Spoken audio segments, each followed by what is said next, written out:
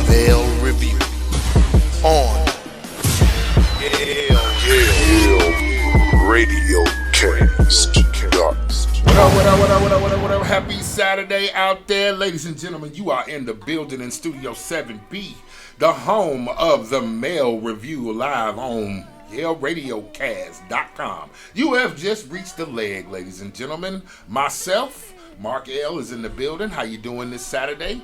My boy TR, also in the building from an undisclosed location. And my man, Daunte Yale, is in the building. What's going on, man? What's happening, Marcus? Hey, chilling, man, chilling. We here, man. It's Saturday, brother. Right. I want to give apologies to everybody because we're starting fashionably late. The actual truth is Mark L was late. Let's just go ahead and tell the truth and shame the devil. Mark L has some issues. I made it, though. Accountability. That's an interesting concept. Accountability for your own actions, boy. Well, thank y'all for holding up. It's a lost art in today's society. TR, what's going on with you, brother? Lord, here we go. That being said, we need to put a disclaimer out there. We need to start a fundraiser for equipment because obviously. So what you trying to say? You trying to say I'm the old model? I'm outdated? No, my brother. I'm talking about we're doing a fundraiser for equipment as far as Yale Entertainment / RTV because obviously, folks, you can help us start on time. I blame y'all. I blame y'all. If y'all gave us more money, gave us more attention. Yeah. Darling, am I right about it? I blame the people. They should give you money. If only. If only. I am clearly the opposite of accountability. You know, in the fake world, I am clearly the opposite of accountability. Now, in the real world, I would say, apologies to you. The males usually, have a problem anyway when it comes to, is it us? I don't think it's us rolling out of bed, starting late, or whatever the case may be. But yeah. I believe when you're in a different style of concept mentally, yeah, and I think Mark L is in that concept mentally where we'll get there. We'll get there. But guess what? But guess what, ladies and gentlemen? He's exciting when he's here, so we will wait on him every time. Yes. My bad. Man, so we have another outstanding show today. Yes, sir. We got a lot to cover, man. There's a lot. We have a lot to cover. I am today draped in all black. Right on. Just to give my honor and respects to the people that we've lost recently. Man, we losing so many across the board. Just from the entertainment value of things, we've already covered DMX last show in the passing of him and Black Rob and Shock G. Man, this is a very the one that put the satin on your panties. Man, the one that told you about a fictitious drug that I was looking for. I actually tried to find. You were looking for sex. It's only $1 or $2. You were looking for sex packets. Just tell me, how many for you? Man, $1 or $2. Listen, see what I'm saying? Hey, look, man, I went to a digital concert back when I was a teeny bopper, man. Oh, you attended one? You got one? Oh my God, listen, that show was bananas. That's all I know, man. Them brothers definitely brought a lot of joy to my life. So definitely, my heart goes out. Definitely missing my brother. Also, we celebrated the anniversary of the passing of Brother Prince. Yes, Prince. This happened this week on the 21st of April when he passed away. So right. We definitely. I played my Prince records all day while I was working, so right on for that. Oh yeah, you had that on lock. I saw your posts and everything. Yeah, man. Changing your Facebook page. Yeah, man. Everything. So you definitely did your dedications. TR, you was a big Prince guy as well, wasn't you, brother? Yeah, I was a big Prince guy because it's musicianship. Yes. I've always been in the Ford Chevy style argument of Prince and Michael Jackson. If y'all understand what I'm saying, men understand what I'm saying. Yeah, we understand, brother. We understand. Or you're a Chevy guy. You know what I'm saying? Well, that translated into Prince or Michael. You know what I'm saying? It seemed like you had that slight argument, a slight agitation if you told somebody, oh, I think Michael Jackson's better than Prince, or I think that Prince is better than Mike. But I will say this, folks. Prince, to me, was leaps and bounds ahead of Michael because it's musicianship. Now, not when it comes to entertaining. You got to understand what I'm saying. It's a different when thing. you're talking about an artist or a musician. I do music, I play music. And Truly. I respected the hell out of both men. But let me tell you, Prince ran that gauntlet for me. That being said, Mr. Greg, Mr. Shock G, Mr. Greg, did y'all know that he was the pianist on Sex Packet? He played the piano. As a matter of fact, he was an enthusiast on live instrumentation in his music. You know what I'm saying? And if you ever saw like an interview of any type or whatever, he would dissect. There's a great interview on YouTube where he's dissecting, I think, the difference between even, I think the way that Tupac and Biggie's cadences was. He likened Tupac to a Malcolm X or Martin Luther King, the way he preached his sermon through his rap. And he said that Biggie just had that cadence to him, where you loved his flow more than, you know, anything or whatever the case may be. But I mean, even looking at this dude, even looking back at some of his stuff, Mr. Greg, he's not what I see the modern day doing, and maybe I'm wrong in it, fellas, but he dove deep off into the musicianship, and I appreciated that. I appreciate that about Mr. Shock G. So I salute you myself, sir. A lot of people don't understand how these folks were behind the scenes, and the musicianship of Shock G needs to be analyzed. Y'all folks really, to pay homage to this man, look at some of his stuff. Right. Good dedication. Appreciate that, TR. And I guess we're going to have to go into the more somber side of things, which is we're going to go into our topics for today. Oh, yeah. A verdict has been passed down for Mr. Derrick Chauvin. Listen, let me tell you, boy. What up, Mark? They loaded that thing down with so many National Guards everywhere. Every state seemed like they sent their National Guard to their capital because they just expected violence to break out. But ladies and gentlemen, TR. Instead, I chill. Chill. That's right, I chill. He just chill. Oh yeah. We Orange Juice Jones, them niggas. That's it. Yeah. My first reaction was the Rambo. Instead, listen, just know. Yeah, that's right. It takes me back to a favorite Simpsons episode. You know, right? Well, when my boy Apu's like, we're putting that bitch on ice. Derrick Chauvin was found guilty on all 3 counts, y'all. He was found guilty on all 3 counts. Now, of course, here at the Mail Review, you know, we definitely we applaud this. We definitely do agree that it is about time that this has happened. However, you know, we always remain steadfast in our stoicism when we think about these cases and when we think about these situations, because, you know, I heard it mentioned in the interview that they were talking about. One of his brothers were talking. I'm speaking of George Floyd. One of George Floyd's brothers were talking because after the verdict came down, of course, every news outlet wanted to interview the family to see how they felt and you know, wanted to get the reaction and all that good stuff. He likened it to this being this generation's Emmett Till, and I couldn't argue with that. I couldn't argue with it, but at the same time, I mean, where are the killers for Breonna Taylor? Never mind. What about? Never mind.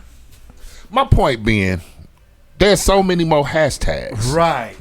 And it's hard to give this to one person. Correct. So we can call it a victory. We can call it a victory, but it's a bittersweet victory. It's an empty victory right now. Right. Because you see, the problem isn't so much that they killed that man. The problem is the attitude and the ideas behind why he died.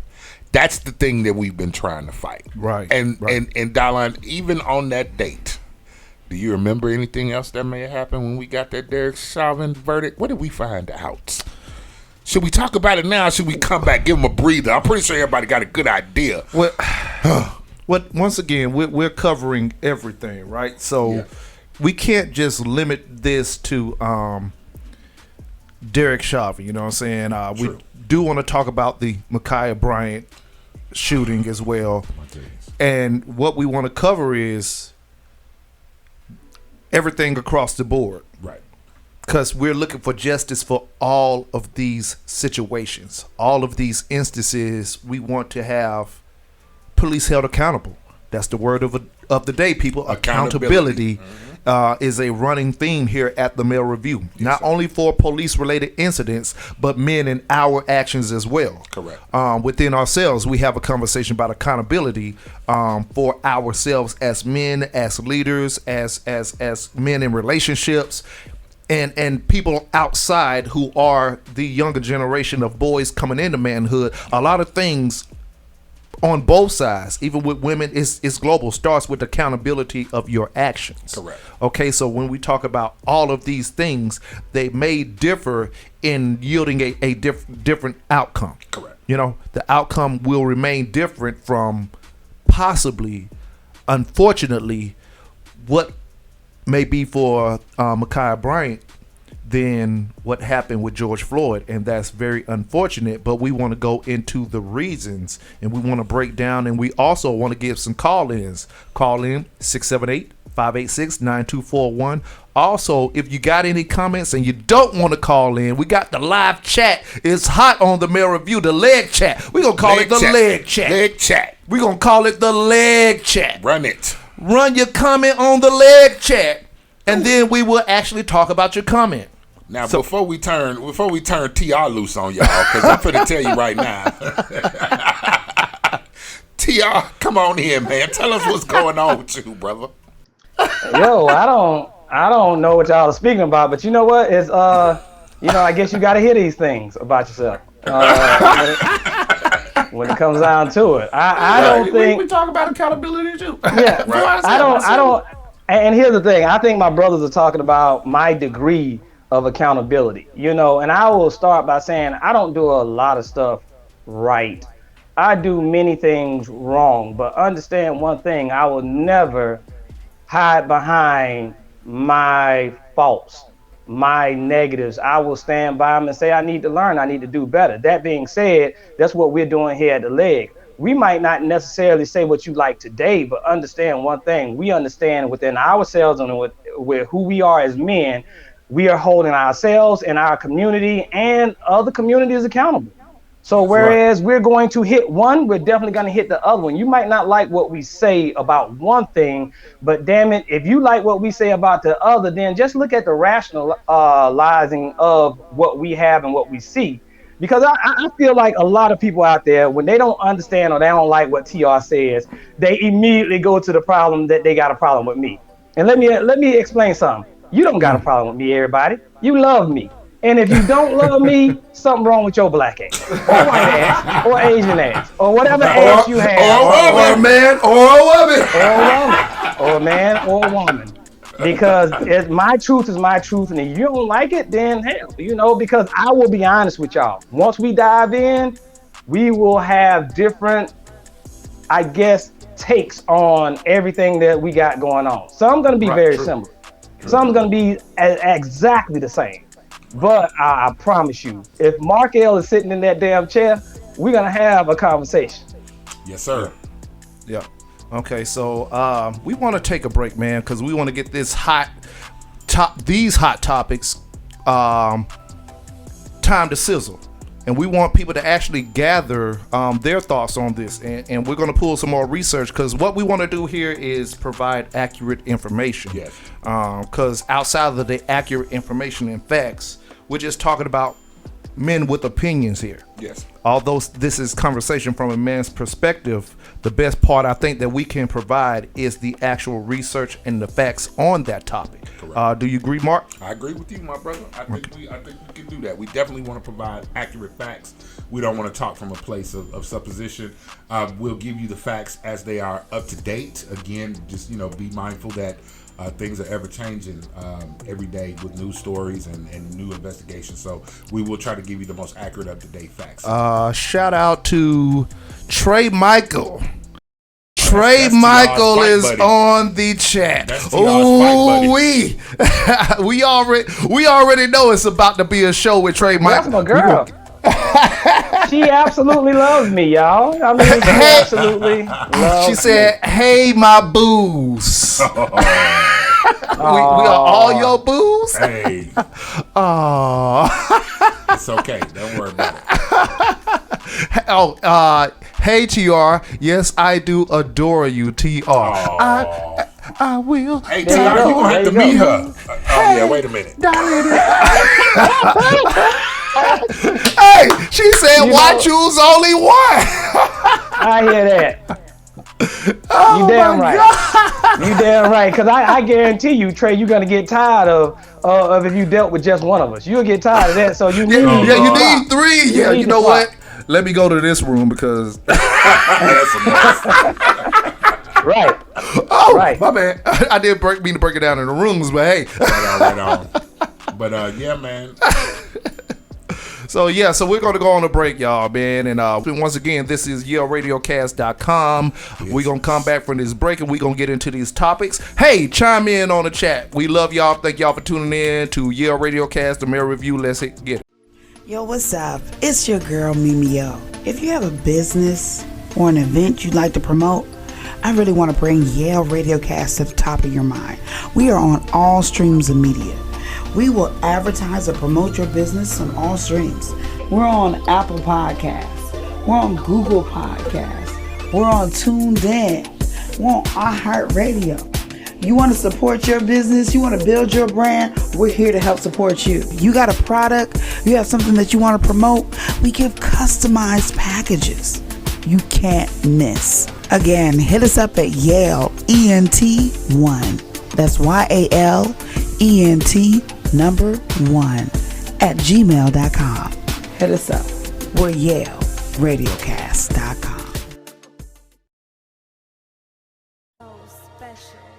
This is Dylan Yale, the program director of Yale Entertainment and Yale Radiocast. If you feel like you're the person to talk about politics, sports, entertainment, and more, Yale Radiocast is giving opportunities to those who are interested in a career in podcasting. We are now being heard by over 20 streaming platforms, including iHeartRadio, Pandora Music, Amazon Music, Apple Podcast, and more. Let Yale Radiocast be the brand that delivers your voice to the world.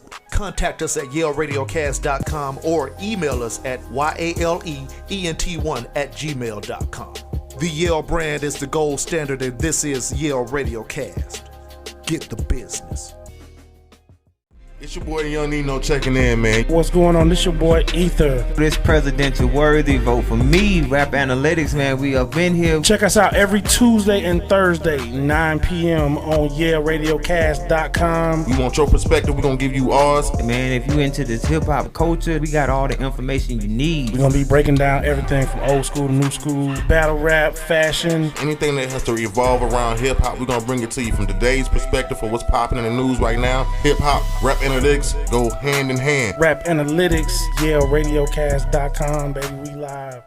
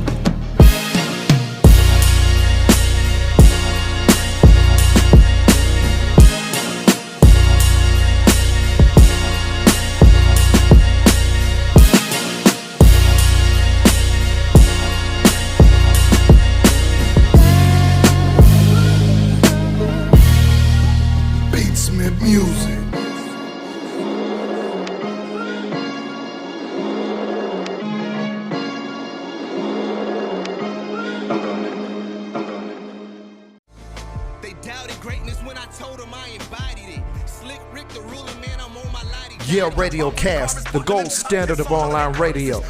We already bring you all hits all day, but this one right here is for my hip-hop heads. Tune in to Lyrical Exercise Radio. All bars, all day. You already know how we bring it from the East Coast to the West Coast to down South and even international. Hip-hop ain't dead is right here on Yale Radiocast.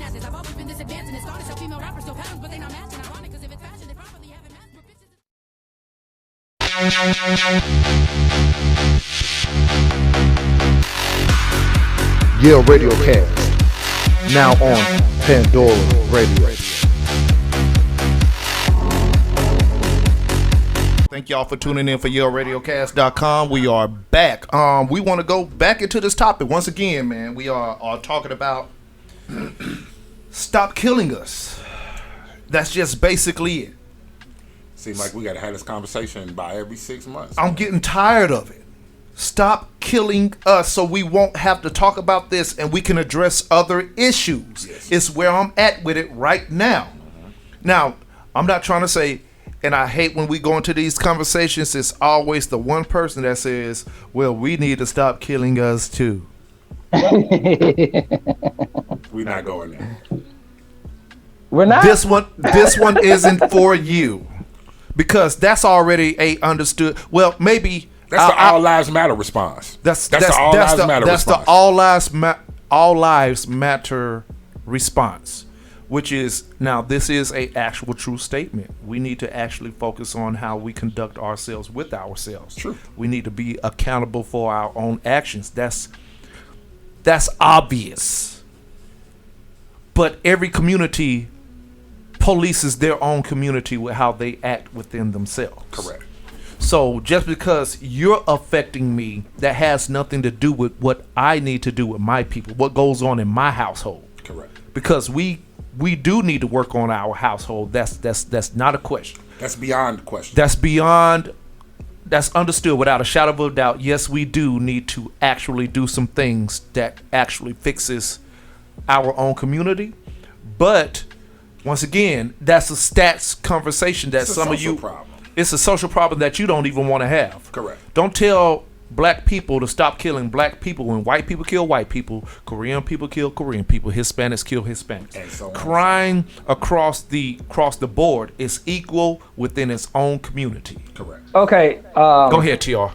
Let me say this to put it as eloquent as I can put it, as far as the response to the argument of, well, black people kill black people, whatever. Look, and I'll be so honest with y'all and transparent. From the early years of America, when we had slavery, blacks wasn't being caught because they were guilty of things. They weren't being caught because they served a certain kind of agreement with the plantation owner. They were getting caught and getting dealt according to the way that it was back then because of the color of their skin. Blacks aren't killing blacks because they're black. Blacks are killing blacks because they're ignorant. Let's just be honest. Okay. It's a lot of blacks out there that's doing ignorant shit. We're not saying that they're not, but blacks aren't killing blacks because they're black. Right. Whites clearly in history have killed and have formed the thing that we call the police department, with the idea that came from the way that they handled slaves and the way that they hunted down rogue slaves that went off the plantation and went to go run or whatever. They did what? They formed up what was called a posse. Right. And they went and looked for black people because of the color of their skin. And I guarantee you for a while that they probably, and we had some movies on this, there were free blacks at the time that got brought back into slavery simply because they were walking down the wrong trail at the wrong time, and the white headhunters found them and returned them to a plantation that they were never from. Right. Now, that's just facts. Right. So we're not arguing the idea, people, of blacks and violence, whites and violence, community and violence. We're not arguing that fact. And maybe y'all are so ignorant that you don't understand that. So let me articulate that a little bit better. We're saying this, that we should never have a governing authority that picks out people because of the color of their skin. Mm. We should never have an authoritative figure in our community that deal with people differently because of the color of their skin. Or let's go a little bit deeper, or the emptiness of their pockets. Because I believe a lot of these things are happening in these neighborhoods where these cops feel like that these people do not know the law. Treating them like throwaways. Right. Or they can't get or ascertain a lawyer. They can't retain a lawyer So I can ostracize this person or disenfranchise this person as far as the laws. I can separate and treat him the way that I felt like I rolled out of bed that morning. Okay. Like I said in another episode, there's certain things that you got to do 100%. And policing our communities, I hold you accountable. Whether you're white, whether you're black, the problem is not people. We're having a racist war because it's a lot of broke ass damn white people ain't got a dog in the fight. Correct. Right. But these are governing parties. These are authoritative people. These are people of power. Because you can't be racist by definition without controlling the narrative of the people that you're disenfranchised. And that's the part that they don't get. It's a difference between, and the next level of racism is what we're about to say here. The next level of racism is not only just, I don't like you because of the color of your skin. Let me show you what I can do to you in your whole existence. Because of the position that I hold over you. So we're going to go across the board here. It's a lot to talk about, people. Once again, we would appreciate it if you call in 678-586-9241. We're going to talk about this Devin Chauvin verdict. We're going to talk about the Ma'Khia Bryant shooting, and also we have to cover Daunte Wright. Yes, sir. And his death. It's a lot. This is within like a week's time frame, man. Listen, man, it's disheartening to think that we're celebrating this verdict for Derrick Chauvin, of course, being found guilty on all 3 counts. But it kind of feels like we celebrating it the same way we did when OJ got off, right? Yes. Because, we were happy to see that OJ got off, even though we all had our own opinions about it. But crazy thing is, Don Lemon said the exact same thing. Yeah, Don Lemon literally said that, we got to call in.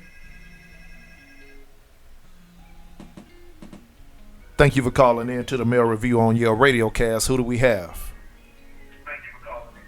Hey, your girl, I'm calling some of y'all right now. I am holding my collection bag and passing it around. You got a collection bag? I've seen your collection bag, Spicy. What's up, Spicy? You were supposed to bring that particular collection bag to the studio. It got a hole at the bottom. It got a hole at the bottom. Yeah, T.R. said it got a hole at the bottom. But let me just say this. T101, you hit a valid point. Everything you said was on the money. We do need to police our own, but the thing is, policing our own, that means that certain people don't have total control over what's being said or done in our community. They're not gonna let us do that because they're gonna be losing money. Think about it. If we get to the point and we start back policing our own kind, period, or our own neighborhoods, or however y'all want to put it, a lot of money is going to be. Think about it. The prisons are making a lot of money, and a lot of people in the prison is us. So when they're not having the convictions or everything, and the violence stops, and all the drugs that's being brought in our community is stopped at a minimum, what makes y'all think that it's going to still be okay? You don't think something's going to kick off to make it that they're not going to accept that, and something's going to happen that we have to go right back into what they're doing now? Do you understand what I'm saying? I'm not talking about it. Go ahead, Mark. What you got for that? Well, primarily, from what you're saying, basically, you're wondering if we get to that point where we can go ahead and we can police our own communities and them losing money, which is basically one of the ways we gain power in this country, by having money. Am I correct? That's where you're going with this, Spice? Right. Okay. The thing about it is, I don't think that the souls of black folk would allow that to happen if that was the case. Do I think it would be a possibility? No. I do think that what should happen is reform in the way of how to police the community. It should not matter if you're serving in a public official as someone regarded as a public safety officer. That don't say white public safety, black public murder. It don't say white public safety, Chinese public murder. What it says is public safety. We're here to protect and serve. You should be able to be in any community to protect and serve that community. The problem then becomes your personal biases, your personal feelings against the people that you are policing.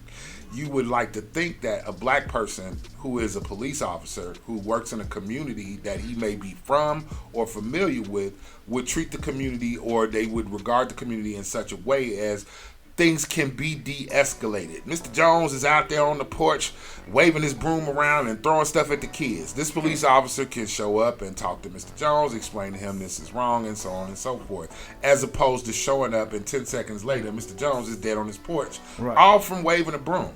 You see what I'm saying? So I definitely feel where you're coming from, but I think reform is going to be, which has been at the top of the list for the longest time, reforming these police departments. But I got to go there and say the whole nature of a police force is kind of racist. Go ahead. Well, I'm responding to Spicy. I'm gonna be honest with you, sis. I don't believe the last part. You heard how I conveyed as far as I don't think, sister, we need to police our own damn community. I really don't. And I'm just being honest. I mean, here's what I'm saying is corruption corrupts totally. You know what I'm saying? Any facet of it. Here's the thing I am saying though. The police department and the government that we have in place is a government that we pay tax dollars for, is a government that we vote for, is a community police department that we honestly support or supposed to support. How did we get to the point whereas we're slaves to your rhythm? You see what I'm saying? We as black people understand one thing: crime is always going to be crime. Right. If somebody steals something from you, or somebody did something, whether or not a police is responding or not, if it's illegal, if they're coming at a police officer with a gun pointed at them, I'm gonna tell you right now, as a cop, he ain't gonna tell the story. It's gonna be my story, unless you got me on camera. So I'm not being biased when it comes to my answers and my response. I don't feel like we should police our community because there's so many things that come into play when it comes to that. But I do believe that we need to hold a current police department responsible for things they do, because as Mr. Billy D. Williams told us and informed us, they write policy at a lower level than the federal level. So we absolutely need to hold them accountable because they're in our neighborhoods on an everyday basis. You look in our faces, and because you're looking in our faces, you get to treat us like animals. I don't agree with it. Right. And I think a follow-up issue is that we have to actually, and they said this on Women in the Mic. Shout out to Kay Chantel, because that's been one of my main sentiments is the people that police the community. That's where we gotta control the narrative, is having us in a position, and that's what we should do with having these community gatherings, is officer friendly. We got an event this Sunday or this Saturday so you can meet the people in the community that you're overseeing. Officer, overseer. Mm-hmm.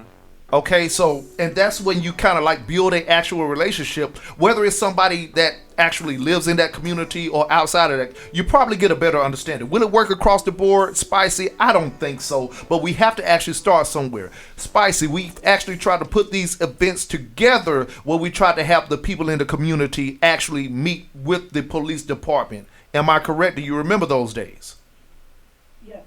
And we were met with a lot of conflict and a lot of yellow tape making that happen. You want to go into that a little bit? One of the issues when we try to get with one of the departments.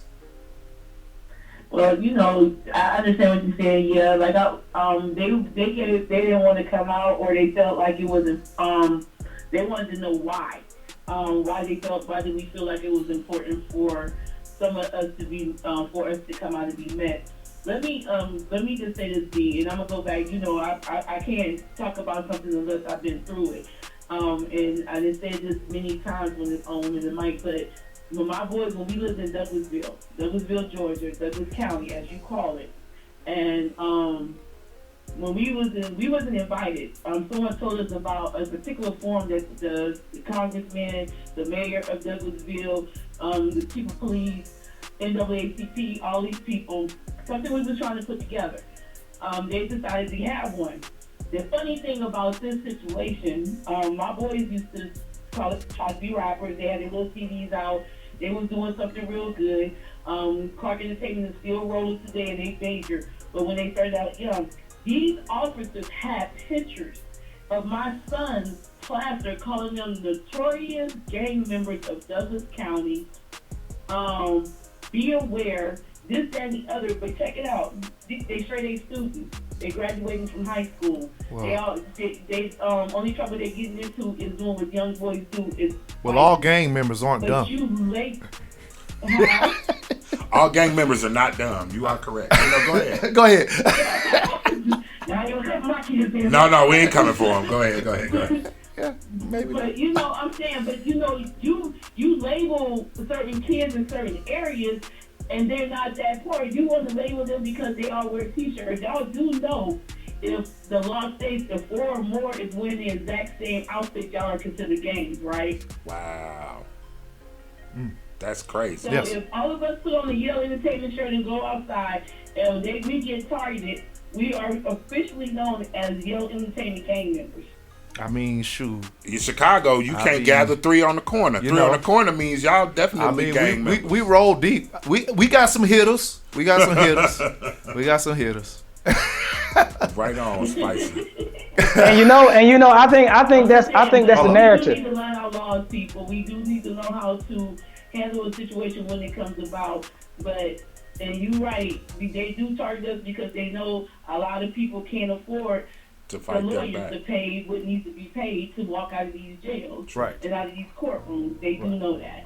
But that's just my opinion. I got my collection bag. I'll be there to go around and collect. Okay. Great job, fellas. Keep this moving. Yeah. Help with the fees. Shout out to Spice One Entertainment and Women in the Mic. Tune in every Wednesday and Saturday. Right on. 7 to 9 and 11 a.m. to 1 p.m. I'm forgetting all the numbers. Anyway, so thank you, Spicy. All right, so back to where we was at with it once again, and we got something. Let me go to the comment because Trey is heating up. Trey heating up. One would hope, but hold up. Let me back up a little bit because she said a couple of things here. Trey, let me see what Trey is at. Okay, so one would hope, but blacks have some BS stereotypes as well. Internalized white supremacy. I would still trust a black cop to be more fair and to black folks than a white cop. And I think that, she was talking about the actual police in your community with your own. Yeah. I agree, but we have to try something, Trey. We have to try something. Internalized white supremacy.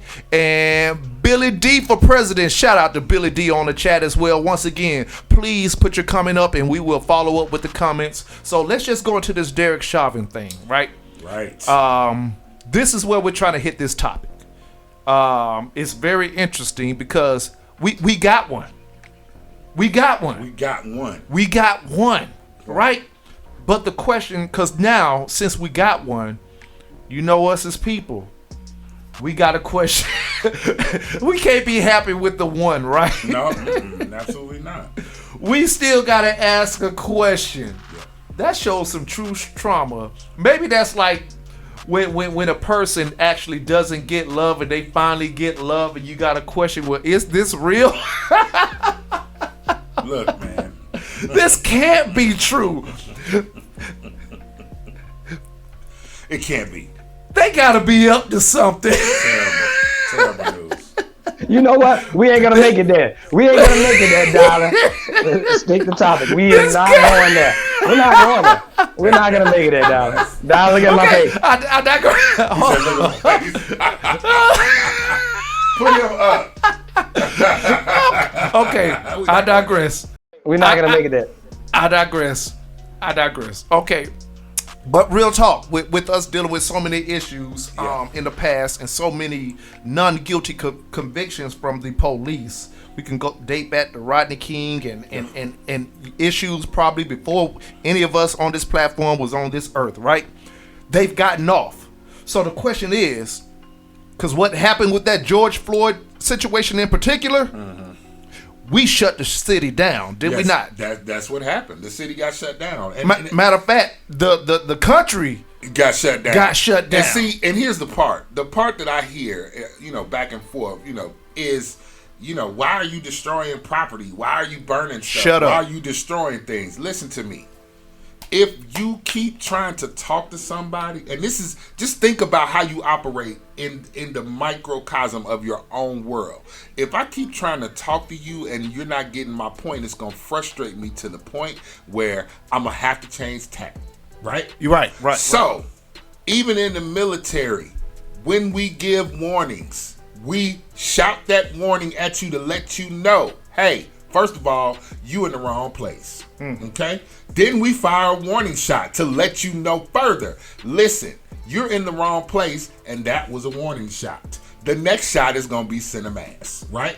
Right. So in understanding the way things escalate and understanding the way things should de-escalate, I need you to understand that this burning and looting and breaking into stores and all that stuff, it's not for the sake of being a criminal. I need you to understand that. It's because we're not getting attention. What does a baby do when they don't get attention?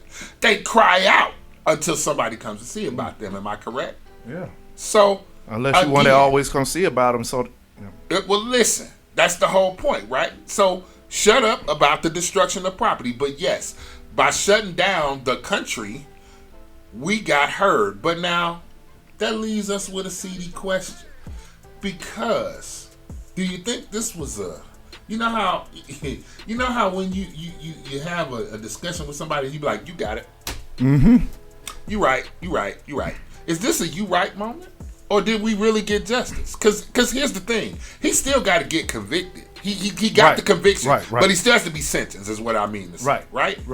The sentencing is not coming until June. We waiting on the sentencing. Because this is how it has always gone, right? You get charged with something and everybody gets excited and gets happy. And then the sentencing comes down where somebody decides, oh, he's a good sport. Let's give him a little slap on the wrist. He's been in jail now for X amount of time. Let's add that on and subtract this amount. And this is what we're waiting for. We're waiting for the other shoe. Right. Because, this shoe looks great. You put down the fresh Nike, but if you drop a Pro Wing when it's time to go ahead and do the verdict, where you're going to decide what his sentence is going to be, that's going to be the real question. Let's go back on a situation. Let me read up on this. Amber Geyer sentenced to 10 years for murdering Botham Jean in his house. Yep. We do recall this trial from a year ago where the young lady claimed that she thought it was her place. Apartment, yep. Apartment, I remember that. Mm-hmm. Right?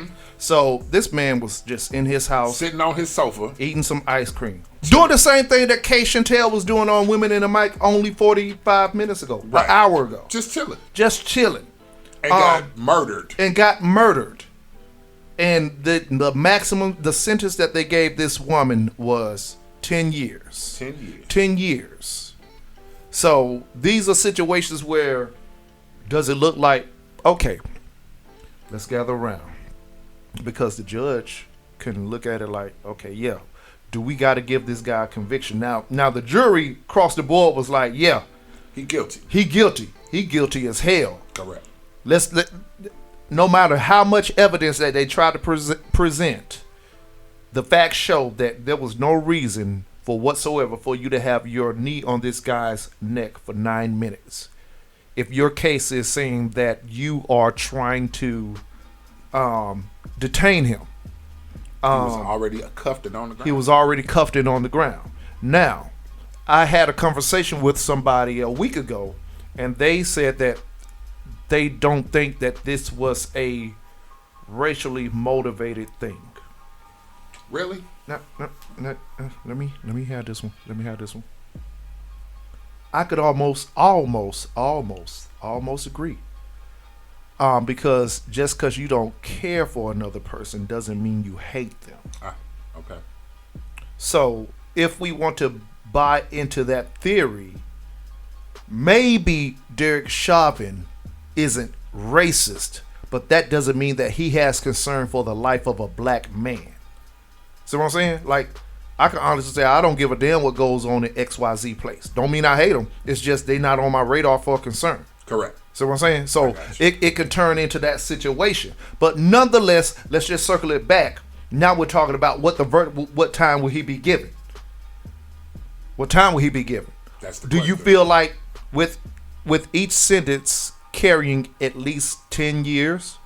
Some of them carrying up to 25 years. They're what do call. we think? Or do we think that he will get a true time served that serves the justice of the crime that he did to George Floyd? What do you think, TR? I think that, in my opinion, my humble opinion, it doesn't matter to me what time he gets. What really matters to me is what's going on in these situations that we could prevent. You know, if the police was actually policing the police, which, Markel, I need you to look up, if you remember, I posted in our forum that we had about the female officer that got fired when she intervened, intervened in a cop accosting a suspect to the degree of where she thought that the cop was gonna kill him. Right. And she intervened, and the cop struck the fellow cop, the female officer. He pushed her back, or he put his hands on her physically. Do you know nothing happened to him and she got fired? Right. Let me ask you this, T. You said that you don't, I didn't mean to interrupt you, but you said you don't care about the time. So you're telling me if this guy only gets 3 years, you don't care? I'm saying that he got the verdict, and I'm saying that we already know because we've been there before as far as him getting time. What are we going to do if he doesn't? You know, so he's in jail. He had a hearing. He got deemed guilty in the whole 9 yards. And I'm saying this. It's not that I don't care about the time. It's that I care more so about the antidote, the remedy. Taking one bad cop out is not restructuring the policies of that office, because nobody even said what that office was mowing over, or did they have a problem with their policy? Look, if that's dealt with in-house as far as a policy, I never heard it. I never heard the police chief's dismay or just hurtful response that this is not who we are as police. This is not my department as far as what this man did. He is a criminal because he murdered somebody. Look, just because a cop is a cop don't mean that they need to lie for another cop because you're not doing your job as a cop. Right. That's simply what that means. If you're policing people, you have to police the people that are your so-called brethren that got the same uniform on as you. So I would say this, my issue is more so with the cops that are silent. Because if you're silent about that, then what are you saying about the policies that aren't on camera, that are getting out of control? What are you saying about the people that are killed that just so not happen to be on camera? Right. And it's just, go ahead. My bad. No, go ahead, TR. You were finishing. Yeah, he was on the road. Well, I was just gonna say, as far as everything go, my issue with that cop is, what about the other cops? You know, I would like for a cop to come up when it ain't no body camera and say that this other cop did wrong. Correct. When have we had that? That's the thing, and I definitely found that story that you're talking about. This was in Buffalo, New York, where the officer intervened because the cop that she was with, or her partner, or whoever was on the scene at the time, put the suspect at the time in what they viewed as an illegal chokehold. And when she intervened, she got fired. Now, this officer had been on the force for 19 years. She had done 19 years. And she only had one more year to go to get to her pension. Wow. And they fired her for intervening with that officer. Years? 19 years an officer. So you trying to tell me... Whoa.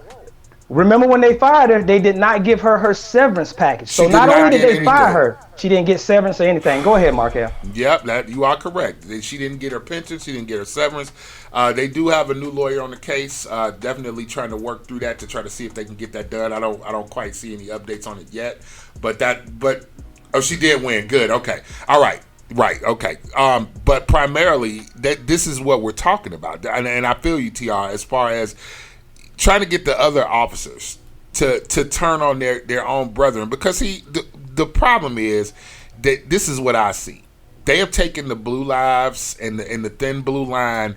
They've taken it way too far into the belief that you're no longer a citizen. See, I understand that you're a police officer. You're performing a task. You're performing a job. I absolutely understand that. But we all work. We all do things. Right. If in my job, if I saw somebody being treated poorly by someone else, I feel it would be my right to step up and say something. Right. And in the case of this, but the problem is, TR, and I think the biggest issue is, if the cops did start telling on each other, so to speak, we're going to use that. Man, do you know how many murder cases going to come down? Because I'm pretty sure they done seen some stuff, right? Right. Well, Trey Michaels, shout out Trey. Police culture, you do not turn on your own. Mm-hmm. They will crucify your ass, which is true, but that's an internalized problem that has affected us. Yes. You know, we have been so victimized behind this so-called culture that we don't trust none of them. We don't trust none of them. So it goes back to me even saying, come on with it. Greensboro, North Carolina. Let's see who we got. Thank you for calling the Mail Review on Yale Radiocast. Who do we have? Yo, it's Billy D on the check-in. What up? Billy Yo, D, Mr. Billy D. Williams, my Williams brother. Shout out to you. Accountable Youth is in the house. What's happening, brother? Ain't nothing, man. I'm listening to the show, man. Y'all think, man. Big up. What up, Mark L? Hey, what up? What's up, Billy D? Hey, hold up 1 second. Mark L, Billy D got a personal grievance with you, brother, because he said every time he's come here, you have not been here yet, man. He say, what? You got a problem with him? No, man. Coke 45 works every time.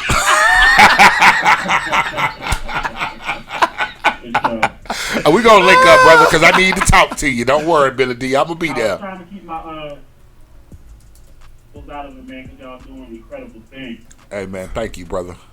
Yeah, there's something that TR is on. What up, bro? Love you, miss you, man. There's something that he's touching on that's very important about the Chauvin verdict, right? Yeah. Right. And it's right in the middle of what you guys are talking about. You can't forget that it's a new precedent, not just because of the verdict that, or because of the verdict that Chauvin was given, but we also have to remember that 3 officers that were with him, yes, they go on trial right to come. Right. And so it's a beautiful thing that Chauvin was found guilty on all 3 charges, because if I'm not mistaken, the officers that are going on trial next, I don't believe that they have the same charges that Chauvin has. No. Because he was found guilty on all 3, it does not bode well with what their verdicts are going to be. If he was found guilty of everything that he was charged with, then they have to be found guilty of everything that they did in concert with him. More like didn't do. More like didn't do. That's what they getting charged with. What they didn't do. You right. Right. There you go. So like, so if he's found guilty of what he did, then they have to be found guilty of what they did, of their part in it. Right. So that is what's most important about what you guys were talking about, in my opinion, is just the fact that now it does lead to something where police have to hold each other accountable. But this is just a precedence, right? Like, this doesn't change anything. It doesn't change a law. It's just the next time that this happens, the lawyer who is trying this case will be able to use the Floyd case of 2021 or the Chauvin case of 2021 to show why other police officers need to go down when one does something wrong. Right. So, I mean, that's a very dope piece to it. But, I mean, in order to actually stop it, and for the police departments to have a no snitching policy, I believe that the only way to break that up is by, I think we need to start hitting the police unions, right? When these police officers do something wrong, rather than firing them if you hit the entire union. When another person is found dead or another person is killed on that city's watch, that police union should be hit. It should be fined heavily. For the because now you're dipping into my retirement, you're dipping into your retirement, you're dipping into my kids' college fund. You know what I'm saying? And once you start hitting people where it hurts, the pocket, and you're out there in the streets, and there's another police officer. I'm sorry. Go ahead. And once you're out there in those streets, and you see another police officer doing something that is not right or is not up to code, you're going to stop him because you're going to think about your biggest loyalty, which is your family, which is your house, right, which is your kids' education. And I've always said that. In order to give people. Go ahead. My bad, brother. I was saying that I've always said that once again, once you look at a way to hurt them financially, that's when they'll think about their actions differently. I'm just agreeing with what you were saying. Go ahead, carry on. Absolutely. Because I mean, like, let's keep it a buck, right? During the civil rights movement, what hurt them the most? What got us the rights that we got? It was not sitting on that bus. Right. And once we interrupted the system, things had to change. Laws had to be passed. Look. So we have to find a way to integrate, just like we did in the 60s, where we do all the protesting like we did for George Floyd, but we also bring together all of our financial resources and freeze them out. Yeah.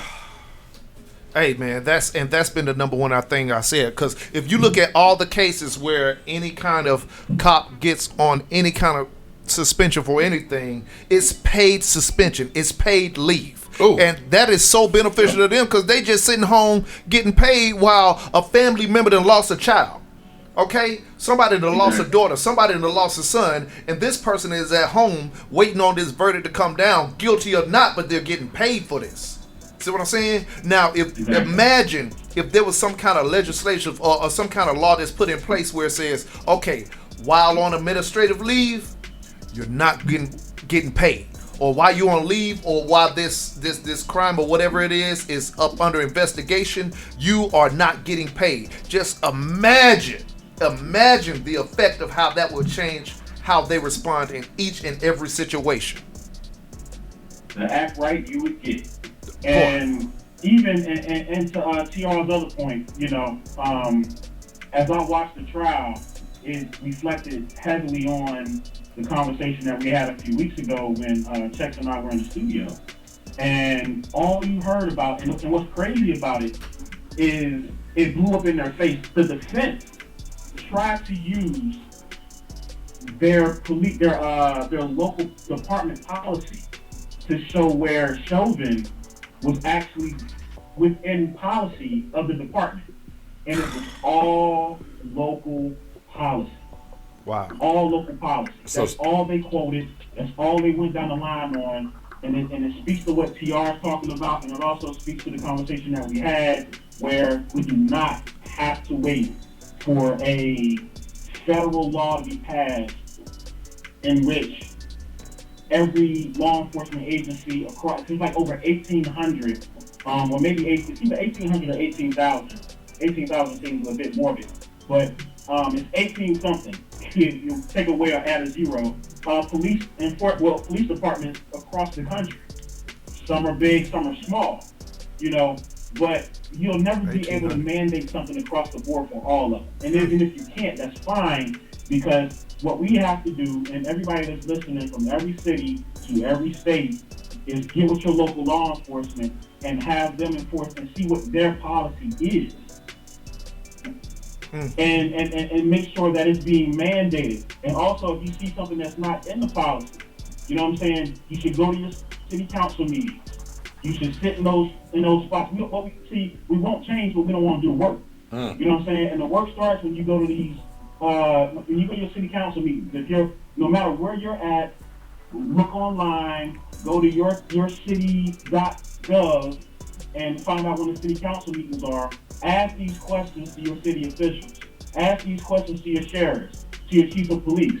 And then if you see something that is not right, or if you see something that needs to be altered, you absolutely can suggest it in those town hall meetings or in those city council meetings and get something passed. Don't wait on the House and the Congress to agree because they never do. All right. And I've talked a lot. I'm sorry. You're good, brother. Let's all get back to it. All right, brother. Man, appreciate that, brother Billy D. Billy D. Williams. That's Mr. Billy D. with Accountable Youth, Inc.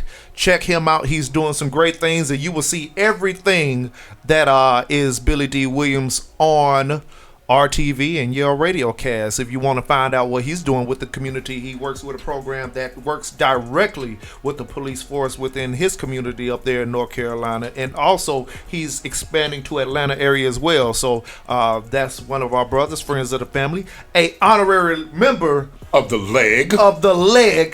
Ooh, that logo though, y'all. But you know what? That being said, Mr. Billy D, I know you're still looking at the video feed or whatever, my brother. You keep on going on intelligent tirades like that, we're gonna have to go ahead and charge you and get you a camera in your face. And don't worry, buddy. The fee is the same as what you will have a small cup of coffee daily. For 39 cents a day, Billy D, you too can be on TV. Okay, exactly. So our you TV. know what? Let me say this. But that being said, I would have to elaborate a little bit, darling, on my take on this situation. You know what it's like to me. Y'all know my analogies are space age. The analogy that I would give to this is, say for instance, a woman get cheated on, but the man come home and give her a new fur coat. What? Or a new car. Listen, follow me on this. The verdict is what it is. Now, I'm glad he got caught. Guilty as charged, just like the man that cheated. But guess what? This time that he's getting thrown down, I guarantee you it's not going to be satisfactory. Because it doesn't fix the problem. Do you understand what I'm saying? You saw how I rolled it back around? I got you. No matter what. No matter what. You just didn't say that. Because he had to give you an analogy. He had to give his analogy. I love to take people on a journey. That's all. You know what I'm saying? He just gave you some space age pimping. He said he took him on a journey. That's why I told you he'd be tripping. Oh, fantastic. We got another call trying to come in. Right on, TR. Spicy, call it back in. Spicy, you gonna let us have our show? You gonna let us have our show, Spicy? Spicy, what's happening? You know, really TR. Yeah, how would you feel if somebody cheated on you? The call be like, really? Okay, let me ask this. Let me just say this. With Muhammad Noor, they gave him 12.5 years, right? Yes. For shooting the lady, black cop that shot a white lady, correct?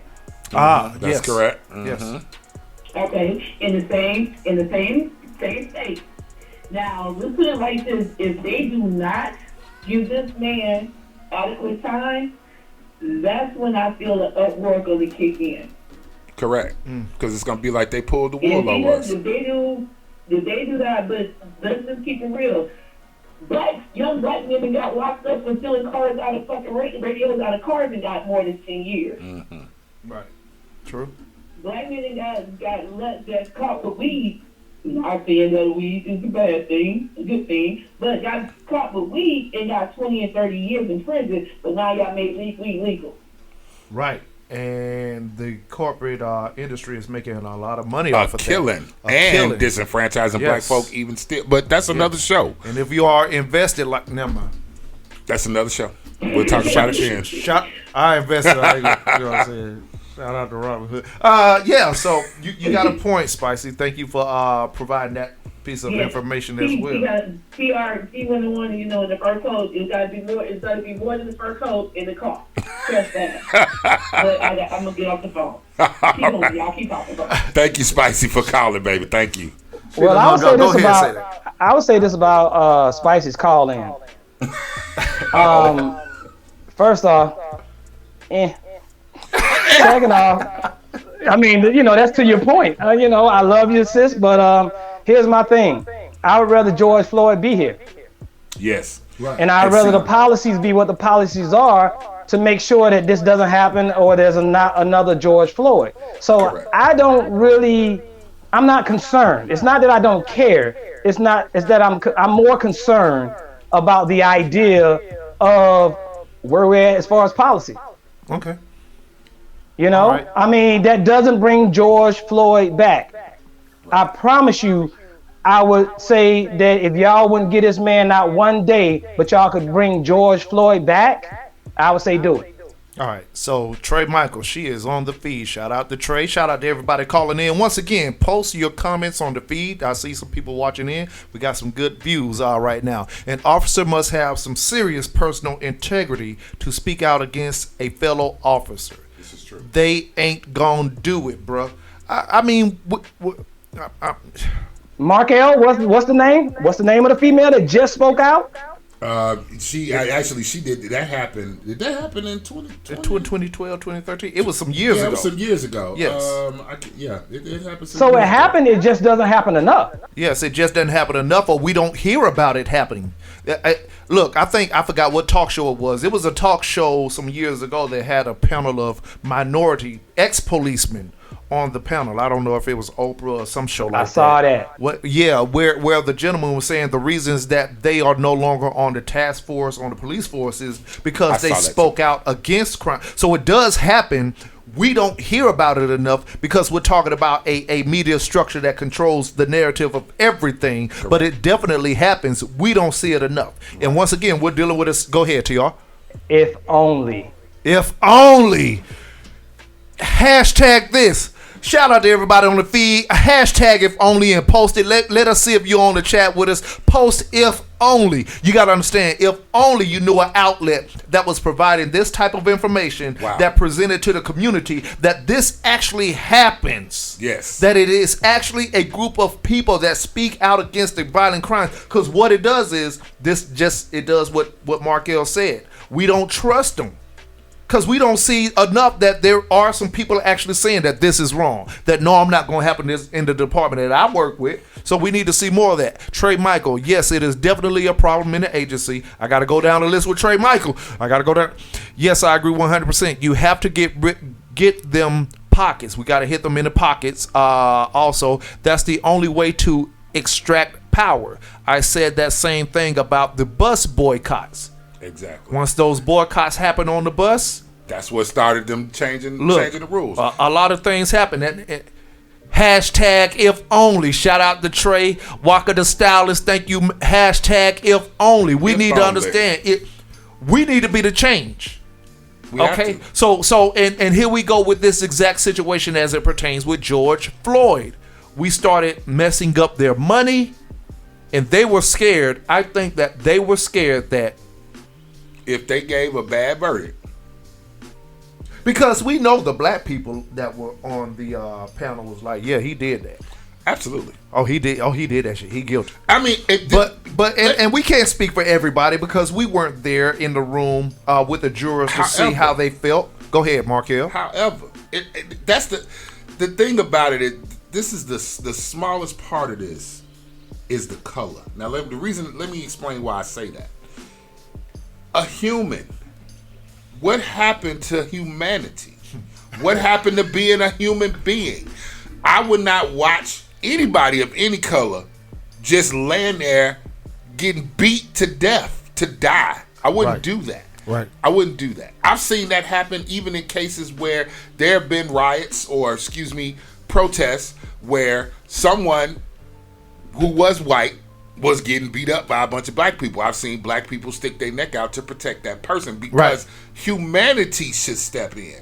And this is the biggest question with the policing of the community and with them killing unarmed black men. The reason why it comes down to a color, the reason it comes down to that, because we can't think of anything else other than where's your humanity? Markel. Yes, sir. Marcus. That's my thought. Marcus. Yes, sir. You're asking where is the humanity? Where is the humanity? When we are only considered 3/5. Well, there it is. So they don't consider us human. There's no So I'm humanity saying, when you and don't this consider is and us this human. does not pertain to every white person because This is something that was printed in your Constitution. There are some people who are more in tune with the black fight than there are some black people. Yeah. So, but there is still a certain level of people who were taught this generationally. Correct. So it's been passed down to their bloodline to not ever see us as equals. Correct. So when we talk about a systematic racism, some of these are in the paper to show this aligns with this. Yes.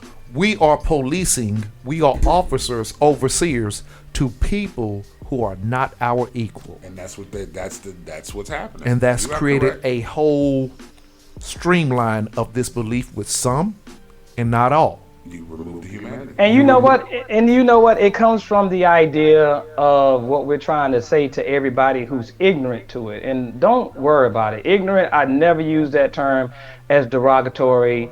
I use stupidity. But ignorance or whatever, it's a lot of people out there, Dial. It's a lot of people out there, Mark L., that don't even know what their ancestors have done. How many, let me ask you something. I hope a lot of our white brethren that's on the horn, let me know by you chiming in, how many people have heard of redlining? Redlining the community, redlining the neighborhood. Yeah. Do you understand that banks systematically gated off areas as far as a line on a map, and it was a red line? And if you were in that community or whatever, you couldn't, as far as certain contracts, certain mortgages stated that you had to be 100% Caucasian. Yes. If you were 75% black, they would not give you a loan. Did you know that? Did you know that that was on a mortgage agreement? That's that a black could not move in from a neighborhood. So guess what happened? Let me take y'all on a short journey. Shout out to Dave. That was an outstanding show. Outstanding series. I told you it was gonna blow your mind. That was aligning with what you said. Yeah. So let me say this. As far as everything goes, now, when these neighborhoods had to do resales, had to put their house up for sale or whatever, that weren't in these red line neighborhoods, guess what? They sold for more. Guess what's going to happen when you can sell your property for more? You have more reserve. You have more of a fortune. So guess what? You can send your kids to college because you done sold that house and got equity out of it. Meanwhile, over here in these red line communities, they can't even sell their house. Or when a highway comes through, guess where it's coming through? It's coming through the red line communities. You may have your business set there, whatever, but guess what? When that highway comes through, it's not going to come through these areas that are considered on the hierarchy as far as real estate. So understand where we're coming from. We're coming from a systemic history of being dealt a dirty hand, and it started with our color. And where will it end? Right. Shout out to Walker the Stylist. I didn't mean to interrupt you, T. Walker the Stylist, and I'm assuming Walker is a woman or a man. Or a man. It's just a stylist. It's just a stylist.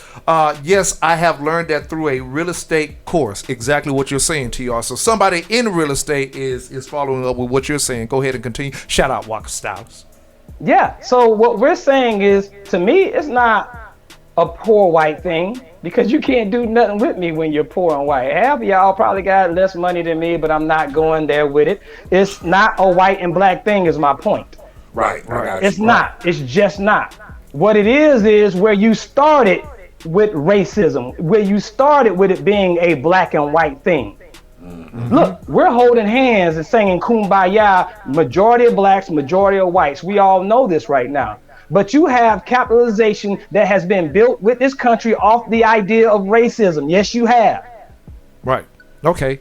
So we want to end this part off because we still got some other stuff to go into, and we started late, so we are officially in mail review overtime. Here we go. But just know.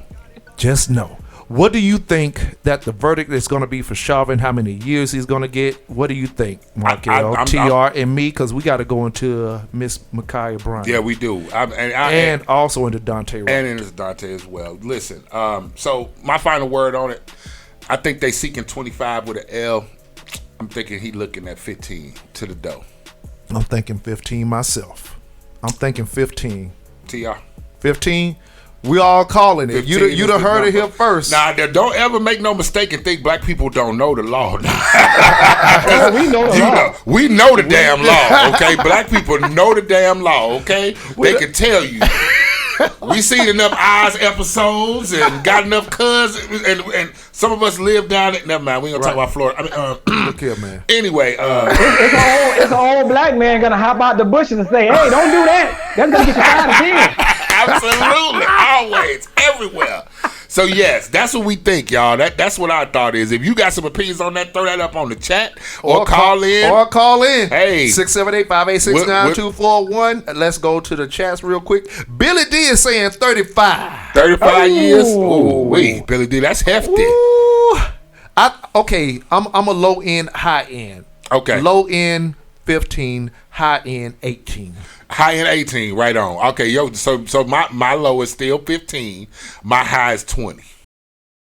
TR? 15 to 20. 15 to 15 20. to 20. All right. Okay, that's so following that, Miss Ma'Khia Bryant, do you want to go ahead and yeah, let me go ahead and bring that on Bring in, that y'all, on in in. overtime again. We loose now. We can drop the F-bombs now. We got through the whole show without an F-bomb. Yes. Shocking. Yes. But fuck that. Here we are. Now, in overtime, everything goes. Everything goes. So on the same day, y'all, that we got the verdict. The same day we got the happy verdict that Derrick Chauvin would definitely be guilty. A sister. This is just young lady, 16 years young old. sister, 16 years old. She got into an altercation at her foster home. As a matter of fact, on the very same date, on April 20th, the verdict about Derrick Chauvin came in. Sister Ma'Khia Bryant was shot and killed by a police officer who arrived on the scene, and he wasn't there but about 10 seconds. Let me just tell you a little bit about how this story went down based on the facts that we have for the case. So what ended up happening was she argued with two young women over a messy house and an unmade bed. This happened in the foster home. So my guess is that in foster care, other foster children, two former foster children came to the home in Columbus, Ohio to celebrate her birthday. And the young women and Miss Ma'Khia bickered over housekeeping. So that altercation got wild and got violent, and they're still trying to figure out if Miss Bryant was the one who called for help, but there were several 911 calls about the altercation happening between these young ladies. So, okay, an officer arrives on the scene, and as he gets out of his car, and this is actually seen on the footage, as he gets out of his car, one of the young ladies that Ma'Khia was struggling and fighting with fell at the officer's feet, and she was actually going toward the other young lady she was fighting with near the car. Officers saw her holding a knife, shot her 4 times, and killed her. Now, hold on one second. Go ahead, continue. there is going to be a court of public opinion.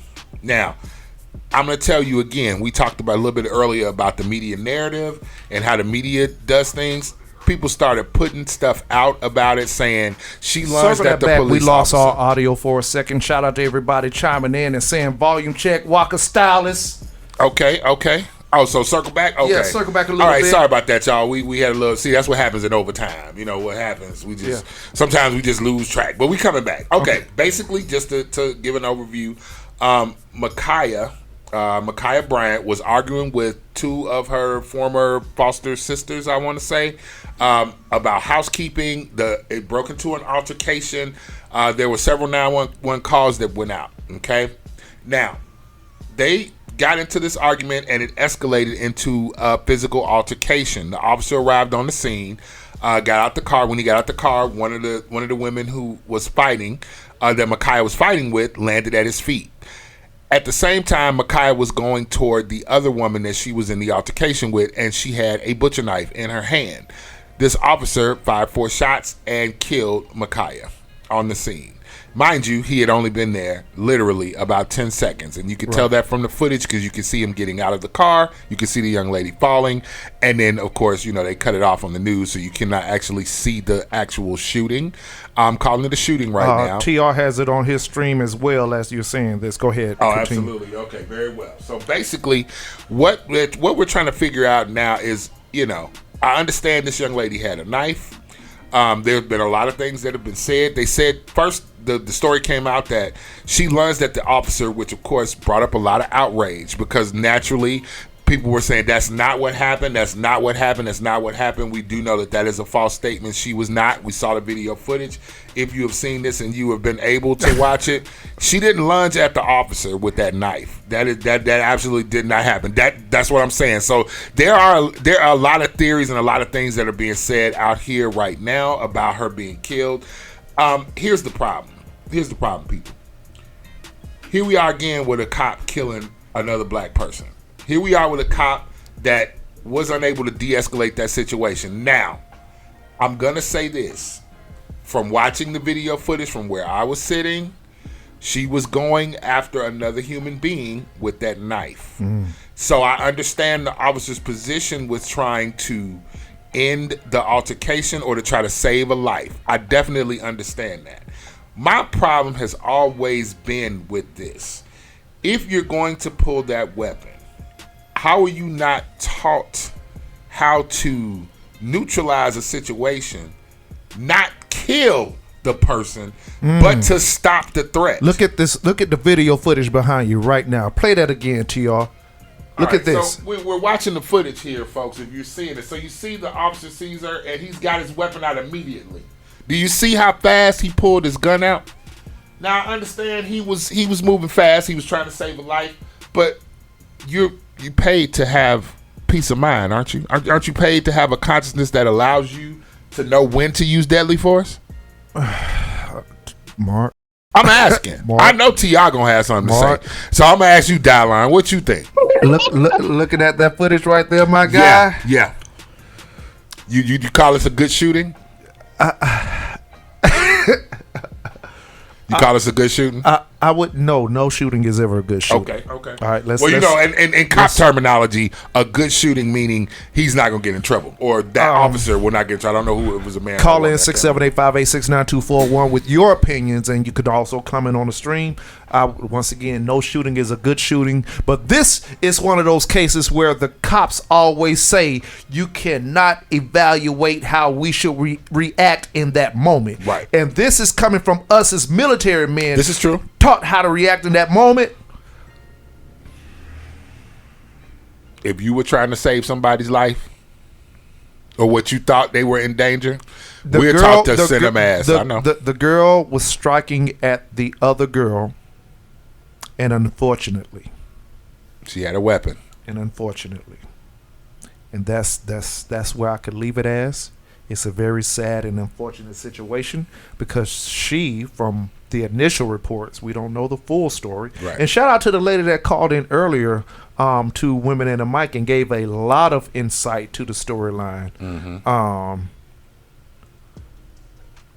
Walker the Stylist says that from what I heard, a officer's job is to protect and serve. Correct. And that is the unfortunate thing that we're looking at in this situation. Right. The girl was lunging at another girl. T.R., you go ahead. So did he have to... Did he have to kill her? Kill her. That's the question. But did he have to kill her to protect the other person who might have lost their life? These are one of the situations, unfortunately, and it's sad to say because I'm going to let TR give his opinion before I circle back on it. And I'll circle back too because this is hot. This is hot right here. TR. Well, I'll say this. Y'all see it playing in the background. Y'all saw the point where the female lunged at the other girl. And y'all saw the point where this dude, I think it's this dude right here. He kicked the chick in the head. He kicked the other chick that was on the ground in the head. And it was just so much going on. And I promise you, look at it. Right. And why at the same time, instead of this man being concerned about trying to de-escalate, He's worried about fighting. So I don't know what was going on in this house, is my point that I'm trying to get at. I have no idea, but it spilled outside. The cops came. It was total anarchy. Now, I will say all that to say this. Did he do his job? Yeah. Did he do a horrible job? Yeah. And when it comes to a cop, you can't do a horrible job, man. Now, I would have to say this. Saying that to say this, did he need to shoot her? Should he have shot her? Absolutely not. Number one, do these people not carry tasers? That's number one. That's exactly what I was finna say. Go ahead. And number two, and it's a hard number two, how in the hell are you protecting this chick by shooting the chick and you're right in line sight? One of them bullets could have went straight through her and popped the chick that you're trying to protect. Fields of fire. You are totally correct, T.O. The angle that the cop shot at could have easily pierced right through that person's body and hit the person that he's claiming that he has to protect. And here's what I'm saying. You can't be a shitty cop. You have to be a cop with forethought. When you're protecting somebody, you don't kill them because you're trying to protect them. So did he do his job? Yes. Is it a racist, blatant, all out, oh, he did this because she was black? No. No. That's no, dude. No, dude. He did a horrible job. He did his job, but he did a horrible job, is my point. But okay, but I'm done with it. I see where you're at. Don't do it me to me, Mark. I see where you at, Mark L. I see where you at, Mark L. Sometimes entitlement has nothing to do with racism. Correct. Because they don't even understand their entitlement. Speak it to me, brother. I see where you're going with this, Marcus. You saying it. Once again, I agree with both of you gentlemen. This is one of those situations where I can openly admit the way I'm viewing it is wrong, but on the flip side, this is almost one of those unfortunate it is what it is situations. Because we're here saying that he should have, when we don't know wholeheartedly at the end of the day, maybe you might have pulled that gun out. True. Maybe you might have saw, hold up, a taser may not de-escalate this girl, because as somebody who's been in the security field for over 15 years, a taser does not technically halt you from reacting possibly like she could have reacted. She could have been tased and still lunged at that girl with that knife, unfortunately. And I hate saying this because I want this to be totally what we were initially thinking. Yeah. And I hate that I have to discuss this in the language and the angles that I'm discussing it at, because this where I have to be, as they say, vanilla. Yeah. This is where I have to be on the fence. This is where I have to say, I hate that I could say, well, possibly, as ugly as it is, this is one of those ugly parts where, Tyrone, you said that you can't be a bad cop. Sometimes you have to be a bad cop. Because you don't know if you react the wrong way, what could happen. And I hate it because you know what this, the box this is about to open?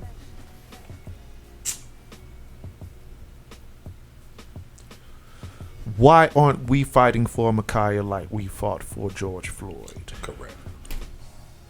And that creates another narrative within our community of how we treat or view a woman's struggles versus a man. This is correct. And I hate that because this is an ugly situation. It is ugly. That is going to affect us because we're the ones that suffer from this trauma of these situations. That's the point.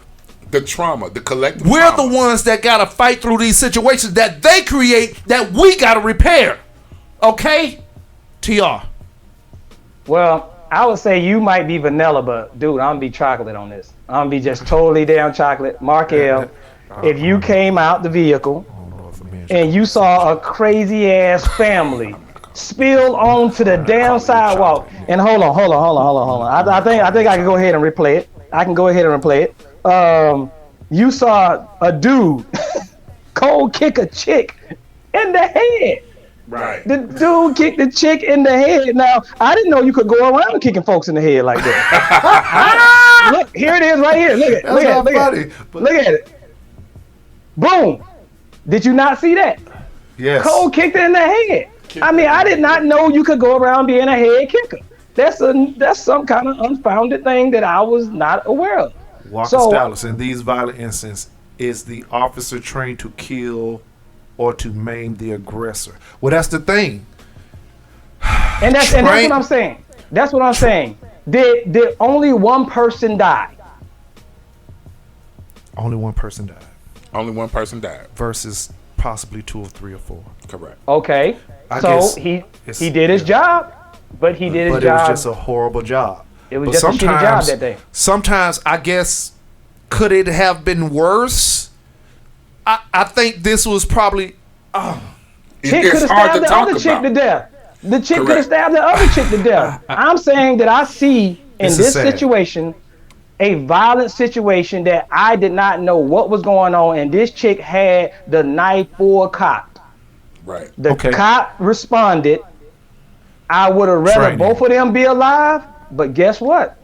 Training. Okay, so Walker Stylus is saying training. Now, this is the thing. From 3 brothers here that have been in the military, and we've been trained on all these storylines similar to what is going on right here. But once you get to that first show, yes, sir, a lot of that you supposed to do in training goes right out the damn window because, oh shit, this is really real. This is the shit. This is the shit. The shit. You will be this ain't no funeral parlor. You want the shit. You want the shit. Welcome to hell. Right. Okay? Like, and unfortunately, they say react in a certain situation, but maybe some of the training didn't say this is going on over here, and this is going on over here, and this is going on over here, and this is going on over here. What do you do? Right. It's a sad situation, TR. I don't think he did a horrible job. And when I say a bad job, I'm saying if I was a cop, I would say anytime I had to shoot somebody was a bad decision, was a bad day. It doesn't matter whether the decision had to be made or not. Right. So I'm saying as far as that girl lunging towards that other chick with a knife, we would have had 2 dead people. People aren't thinking, they're just looking at it black and white, and I don't agree with looking at everything black and white. I don't even agree looking at some things black and white. This situation right here was a clear-cut situation where I don't blame the cop at all. And that's unfortunate. I just don't. Because we still are suffering from the traumas of police actions. But and I don't mean to cut you off. No, go ahead. It's almost like the whole cry wolf thing when you think about it.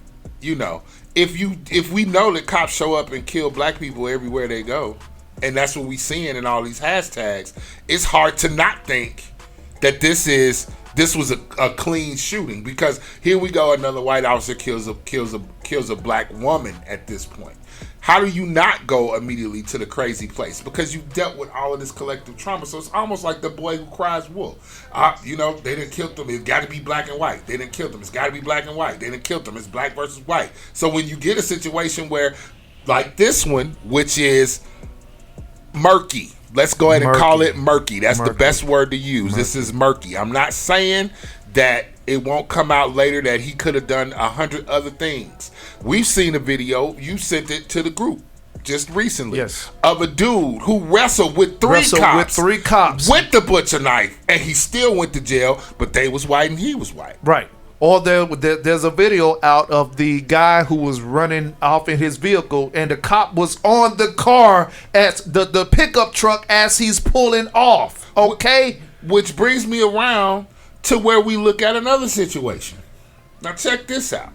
So also this month, this has been hot for shooting black people apparently. The shooting of Daunte Wright in Brooklyn Center, Minnesota, in the same city. That just had the George Floyd incident, right? So this 20-year-old black man died after an officer shot him. Again, this brother's name is Daunte Wright. Shot him during a traffic stop in a Minneapolis suburb. Now, here's where the problem comes in. They, first of all, pulled this young man over. The young man was 20 years old, riding in the car with his girlfriend. He got pulled over by a police officer. I'll go into that a little bit because Dallin is about to jump through the table. He was pulled over because of air fresheners hanging on his window. Everybody out there listening, you've seen the trees that we hang in the window for air freshener. Apparently, that's a law in some places that you can't have an air freshener hanging around your rearview mirror, which of course they designed the air freshener to hang around your rearview mirror. So of course that's that's what he got stopped for. So he got stopped for that. Now that's what made them stop him. Now that's allegedly what made them stop him, and I'll get back to the allegedly part in just a moment. What could happen? Hold it. Let me get to the part where they decided to where this story goes way left. It's already leaning that way. Let's where it goes way left. So this young man got pulled over. They run his information. He's riding the car with his girlfriend, thinking nothing of it, and apparently he had a warrant. So when, of course, I won't say of course, the young man tried to get back into his vehicle when they asked him to turn around and try to hook him up to take him to jail. He tried to get back in his vehicle to escape. The officer started to shout, "I'm going to tase you, I'm going to tase you," while clearly holding a Glock,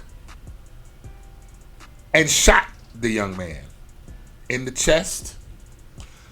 The car traveled about a block and a half and then crashed, and then the driver was declared dead by the authorities that were on the scene.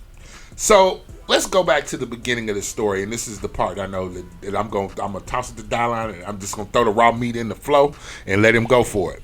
So the reason he was pulled over, first of all, this officer was training another officer. This is a training officer. That's a big indicator. I want you to remember that. Hold that now.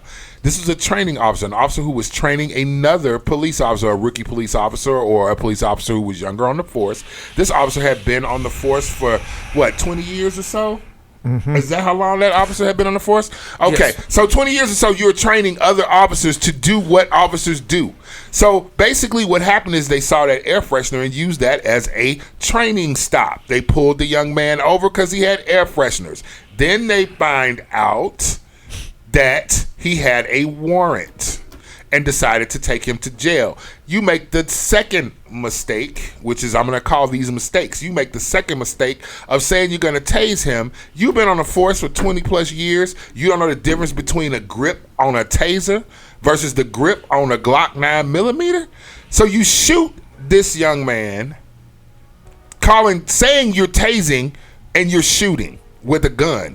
Now, TR might be able to put up a picture, or Dollar might be able to put a picture of the difference between what a taser looks like versus what a Glock 9mm handle feels like. Right now. Go ahead and continue. So you pulled this guy over for a training stop for something as simple as an air freshener. Dollar, just to ask.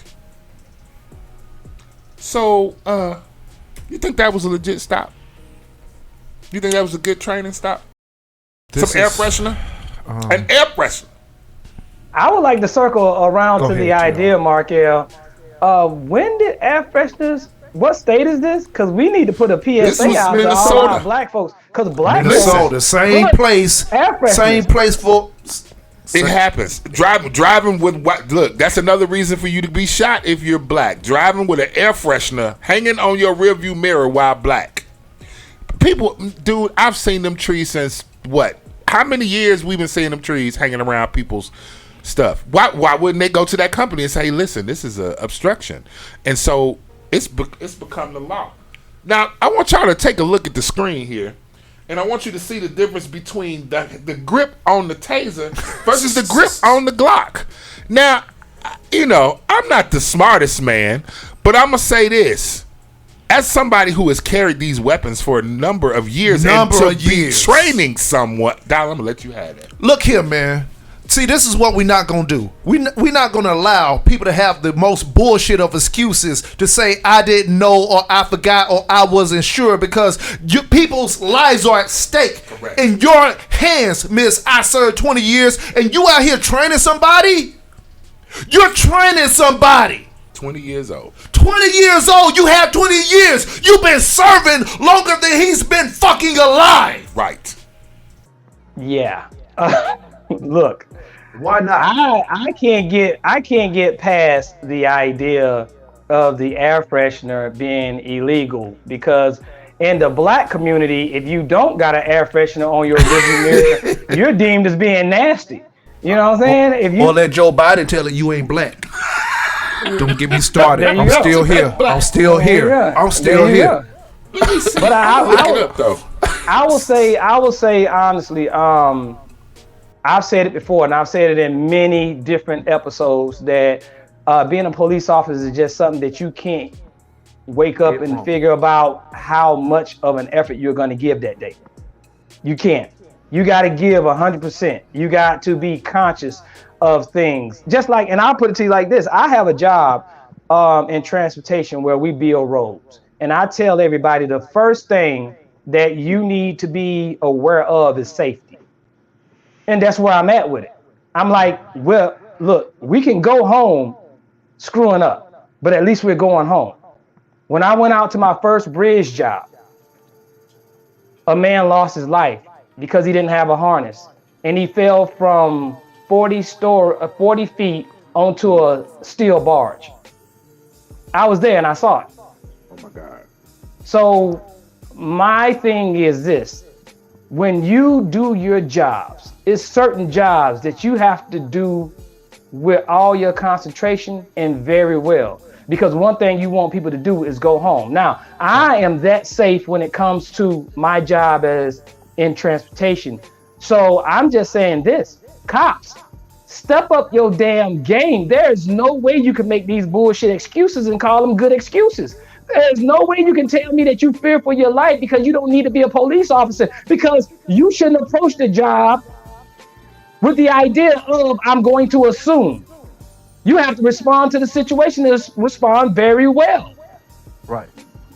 You can't respond half-assed. You have to respond very well. You can't assume. You can't assume, people. You just can't. You can't walk up on a black man assuming that you're going to have to possibly kill him. Right. Which is a sentiment that we're getting because you're killing so many of us. You can't assume that you're going to have to kill us just by looking at the color of our skin. Just looking at the idea that we have an air freshener swinging around our rearview mirror, which still is scary. I think Markel wants to jump in. Here's the thing. So I looked it up here, man, and apparently there are states that absolutely prohibit hanging objects like air fresheners from rearview mirrors. Minnesota is one of those states that prohibits drivers from hanging objects in the rearview mirrors on the grounds that items could obstruct their view. There have been vehement complaints about this. Now, of course, I'm going to go into why, naturally. All right, so there are other states. There are 5 other states: California, Pennsylvania, Arizona, Texas, and Illinois have such laws, but the total number is unclear. The National Conference of State Legislatures does not track such legislation, which you think they would, never mind. Minnesota law does not specifically mention air fresheners. Let me repeat that. Minnesota law does not specifically mention air fresheners, but says that a person shall not drive or operate a motor vehicle with any object suspended between the driver and the windshield, with certain exceptions, including sun visors, rear view mirrors, and electronic toll collection devices. Right. Now, here's the caveat. In Virginia, it is illegal to hang objects in a way that can obstruct the driver's view, but last year state legislators changed the law so the police no longer have the right to stop a vehicle solely for that offense. Right. Under the new law, the police must have another primary reason to first stop a driver. Now, first of all, let's just keep it a buck, as my boy Billy D said. Shout out Billy D, if you still listening. Let's keep it a buck. Let's keep it a buck. I don't know too many white people that hang their air fresheners around they rear view mirror. That's a black thing. It's a targeting feature as far as I'm concerned, because I'm thinking about it. We have to ask White Chocolate. We'll ask him when he come in, do he do it? But he might, because But for the most part, you give any little reason to stop a black person operating a motor vehicle. Any little reason. This is why you had to pass legislation to say that can't be the sole reason. So I'm at a loss on this, man. I'm at a loss on this. This is a bad shooting, period. Right. This is some bull. Right. This happened. Right. There was a comedy of errors, and yet this young man who was in the car with his girlfriend will no longer see the light of day because of a mistake that she claimed that she made. Just like the Botham Jean, the mistake. Yeah. A mistake. With a weapon, a lethal weapon. When you are out here training, you're a trainer for 20 years, and you're still allowed to make mistakes. For only to use the biggest excuse, and your mistake causes a life, okay? And that trap because you can't tell a taser from a gun. Correct. Now, I watch a little bit of being that I work directly in security, and I work directly with police officers, right? They are always taught wherever your dominant hand is where the most harmful weapon is, right? Yes. So right hand, dominant. So if your purpose was to de-escalate, that's the word of the day, along with accountability, because a lot of de-escalation has been posted on the chats. You're only trying to de-escalate, so why are you going to the dominant hip? And you're a trainer, so you know this. And you're a trainer of 20 years, longer than this boy has been on earth. You should know, hey, let me de-escalate this situation. He was... I hate that we're going back comparing these situations with the Micaiah Bryant comparison. She had a weapon. This young man didn't have a weapon. Sandra Bland didn't have a weapon. Philandro Castile had a weapon, but he had all you asked, and he said, "I do." And he had legal right to own. And he had legal. He never brandished his weapon. And we're going down a line with these constant storylines. And this is where we're saying stop killing us, because a lot of these situations aren't warranted. We're talking about the Micaiah Bryant situation as because something different has been done, because we see it so often where we're questioning, is this legitimate or not? Because we're watching videos where white guys are fighting the police. He's swinging on you. And got a knife. No, he got a gun. I just saw a video yesterday where they were pulling this young man over, and he's there. Don't do it. And he's saying, I know my rights. You let my arm go. He cussing the police out. The police is grabbing him through the window of the car, the door closed, and they open the door, and they know he have a gun. He's grabbing the gun. Sir, don't do it. Calm down. At the point I see that with that situation, that needs to be your reaction. Or maybe it doesn't. If your reaction or your rationale behind shooting is because somebody has a weapon, it should be that across the damn board. That's it. Across the board. That's it. I shouldn't see a situation where a person has a weapon over here and the difference is their color behind how this person got shot, but this less melanated person didn't. I promise you, I never want to make it about race. I always want to make it about right or wrong, but you are causing us to say it has to be about race. That's it, because you have no other explanation for it. You have no other explanation. So the officer did get arrested. The officer, Kim Potter, I'm going to say her name, because they... That was out in 2 hours? No, I don't know. Was she out in 2 hours? Look, they did arrest her. She resigned from the police. She's 48. And got her pension. 26-year veteran. 26 years. And you're training other officers. So now here's my question. T.R., what the hell is they training these officers, bro? What are they training these officers to do? Where is it said in their training that this is how you deal with a situation? I know for a fact what the other day, I saw on the news, a sister who was driving a car at over 100 miles an hour. Not a sister, but she was driving a car at over 100 miles an hour. The police caught up with her later. So if this young man had a warrant for his arrest, he had a car that was in his name, And if there was a warrant there and he got back in the car and tried to get away, I know it's your job as an officer to try to go ahead and stop him from doing all this stuff and trying to get away and all that stuff. He was obviously terrified. But what I'm saying is there are other options for how you handle a situation like this, is what I believe. Now, I'm sure if there's any cops out there, I got friends on my friends list that are cops. Hell, my mother worked for Chicago Police Department for 19 years. My brother, deputy sheriff, just retired. So I do have law enforcement in my family. So trust me, this is not any hatred for law enforcement. This is hatred for the repeated treatment of black people that says we're animals. How is it that you can show up to a situation where you got two people, a white person and a black person?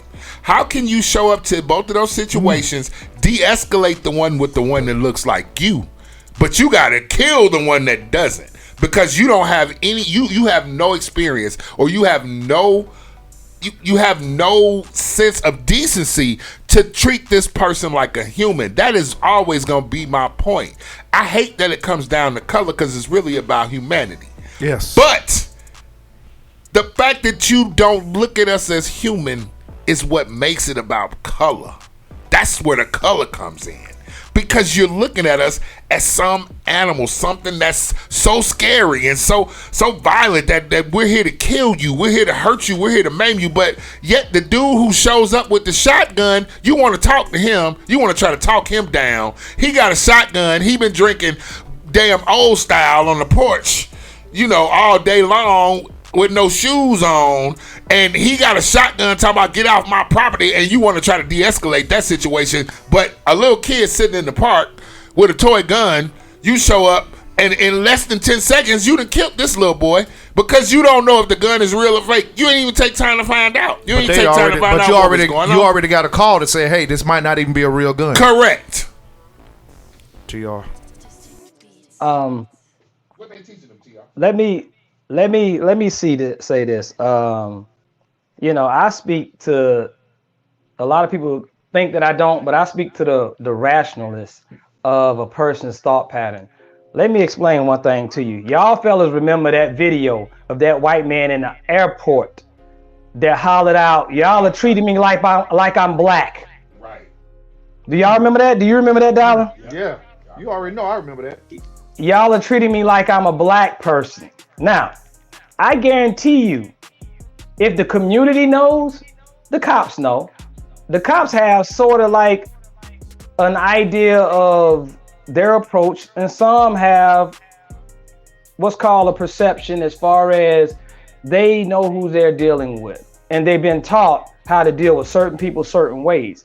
And all I'm saying is this: it shouldn't be the idea of the skin tone shows you how to deal with a certain person. Now, if our community, as white people, are saying in their fit of rage that stop, you're treating me like I'm a black person, I promise you, there is no black person in the history of niggerdom ever been harassed by a cop and said, stop, y'all are treating me like I'm a white person. Never. Not ever. So just understand that from what a white man is saying. He is saying because his perception is definitely what's going on and definitely the outward perception. So how can you only have that perception when you're drunk and when you're aggravated? So if our own community, see, he was a brother in arms and didn't even know it. His subconscious made him say to y'all, stop treating me like I know how y'all treat these other people. Did you just hear what I said? He just said, stop, because you're treating me like y'all are treating these other people. And I don't deserve this. Correct. And I don't deserve this because I'm not that color. So understand what he was saying when he was saying it. A lot of people laughed that video off, but it was a lot said in that one statement. Because I promise you've never heard a black man say, stop it, cops, you're treating me like I'm a white person. Right. Never. Not ever. Brother. And I would say if you want to, just argue that fact. Same with Mark L from what he said earlier when he said people are asking, oh, why are y'all looting and stuff like that. You know what I say to them people, Mark L, shut the hell up. Yep. Where were y'all when the federal buildings were being looted? That's way more important to me than a Best Buy. That's way more important to me than a Target. Yeah. Y'all are trying to destroy us on a federal level. Y'all are looting on a federal level. Y'all were sitting in this office waiting on this public figure to come in that office. Hold on 1 second, TR. Let's go ahead and play that clip for the people who think that is not real. I'm not. Do not hurt me. Do not hurt me. Once again, do not be rough with me.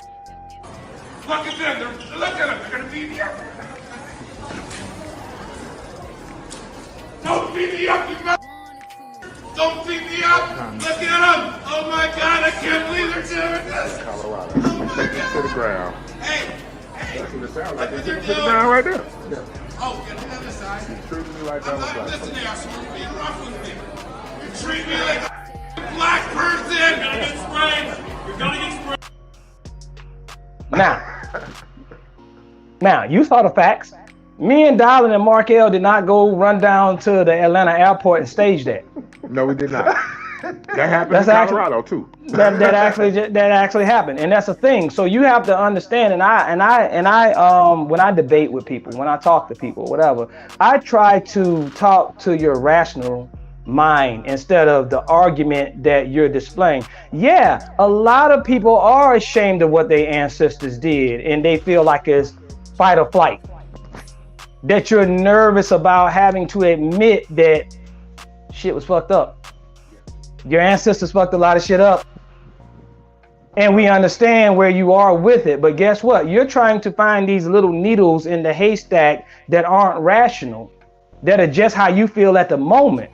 But come on, let's just be real. Our country was built off of racism. And it's going to take us, you and I, it's going to take a lot of us to stop the BS. Because the BS is real. And let's talk about the girl holding the knife. Guess what? It's not, and I know that white people are going to say, some of the white people are going to say the idea that, look, that wasn't even an issue as far as racism or whatever. But guess what? If you hit me 10 damn times and you go to put your arm up that 11th time, I'm going to flinch. Yeah. Right. Whether I'm protecting myself or getting ready to hit you back or running. I am not going to allow you to keep hitting me. And that's where we are as a black community. You're not going to keep hitting me. Even some things that are more rational or whatever, or with the idea the man was just doing his job, or maybe he wasn't doing his job well. But it wasn't racist. You have these other 100 situations that were clearly racially profiling situations, or racist at its best, because you, as a racist cop, control this black person's life. Correct. To the point where you ended it. Correct. Now, there are a lot of cops out there. Y'all know, y'all brothers know. I post this cop that I love. I forget his name, darling, but you've seen a lot of posts because you responded to it about it. It's a white cop, and I forgot where he was, but he actually polices his neighborhood. Mm-hmm. And if you don't believe me, just go ahead and tag me and look at my history, because I recently posted him about going in his neighborhood, messing with his neighbors, because that's what he calls it. No matter what color they are, he sees things as far as a community. Mm-hmm. And there are good cops. And I will continuously post the good cops, because you know what, darling? You know what, Mark? We need to post these good cops, because the good cops might stand up a little bit higher and start blocking out these damn badass cops. Yeah, I think that's what I was saying earlier. They need to be highlighted. They are out here. They are. We do know this. Like, and look, I got plenty of friends, right? And I feel like I'm always in a very uncomfortable spot, right? Because when I talk about police and my anger behind the police, I had my homegirl Ophi. She posted a GIF, one of those GIF one time, like, because I had a whole police rant, right? I was look, man, I was going in. I forgot what it was behind, and Ophi was like, I said, but I love you though, Ophi. My bad. Right, not you. Not you. The other police. The other police. So it's almost like the questionable fight of what to say and when to say it and how to say it and where to say it. It's almost like we're seeing like our struggles. And when we say white people, we don't want to offend all, because we know we have some allies. Yeah. We know we have some allies that are in the police force. We truly know this. But it's so disheartening and it's upsetting. Yeah. Because, and TR said this one time when we first started the Mill Review about speaking about the certain culture of people, and they're shouting louder than the actual culture that we know it's a majority of. Right. And we were saying that, okay, so we need you to shout louder because we need the people like you to raise our community. And we got this certain group over here that are saying, hey, see me. Hey, I'm doing this. So what we're dealing with is because of the media, because we're talking about these incidents, and they actually honestly may be isolated incidents because we don't see every cop action and every police activity across the board worldwide. What gets highlighted is the bad cop. Correct. But what doesn't get highlighted is the good cop that's shutting down the bad cop. That's or the good cop that's being just the good cop.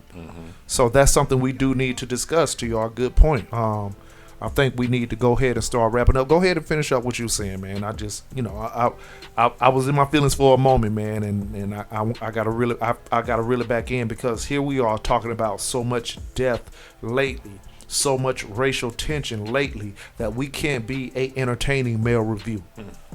Aren't male reviews supposed to be entertaining? Ladies, call in and tell us, are we supposed to be entertaining? Are you not entertained? Are you not entertained?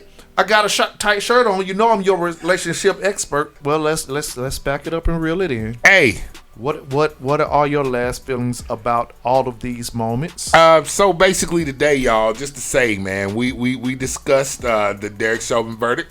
We also discussed Ma'Khia Bryant and her shooting and how we felt about that situation, as well as the killing of Daunte Wright, which I'm going to call a murder. They call it a mistake. I'm going to call it a murder because I think you should know the difference between a Glock and a taser.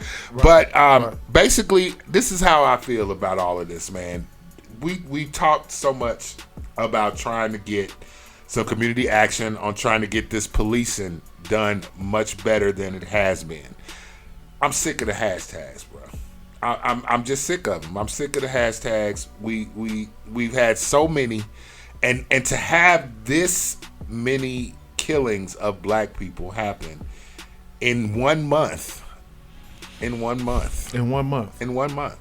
It's been a lot. So I'm gonna need the people that put on that uniform, and you know who you are. I'm gonna need y'all that put on that uniform. I need you to be more mindful about how you conduct your business as a police officer.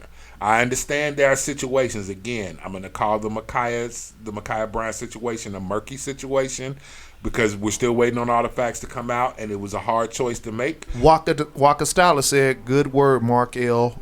Murky. Murky is the best way to describe it. But again, she said spot on, Mark L. If you put on that uniform every day and you carry those weapons, I need you to be mindful that what you're going to police is not animals. These are human beings. I need y'all to think that way. I need y'all to keep that in mind when you approach these situations. Again, there can be murky situations. However, there have been so many crazy situations that we can't even talk about the murky ones. We can't even decide what's murky versus not murky because there's so many that turn out to be racially motivated. You either were racially profiled or you were pulled over based on some racial bullshit.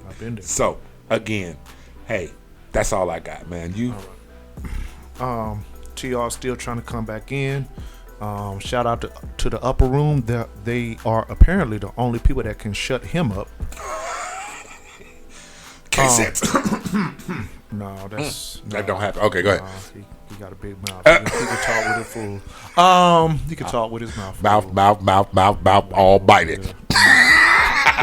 Mouth almighty.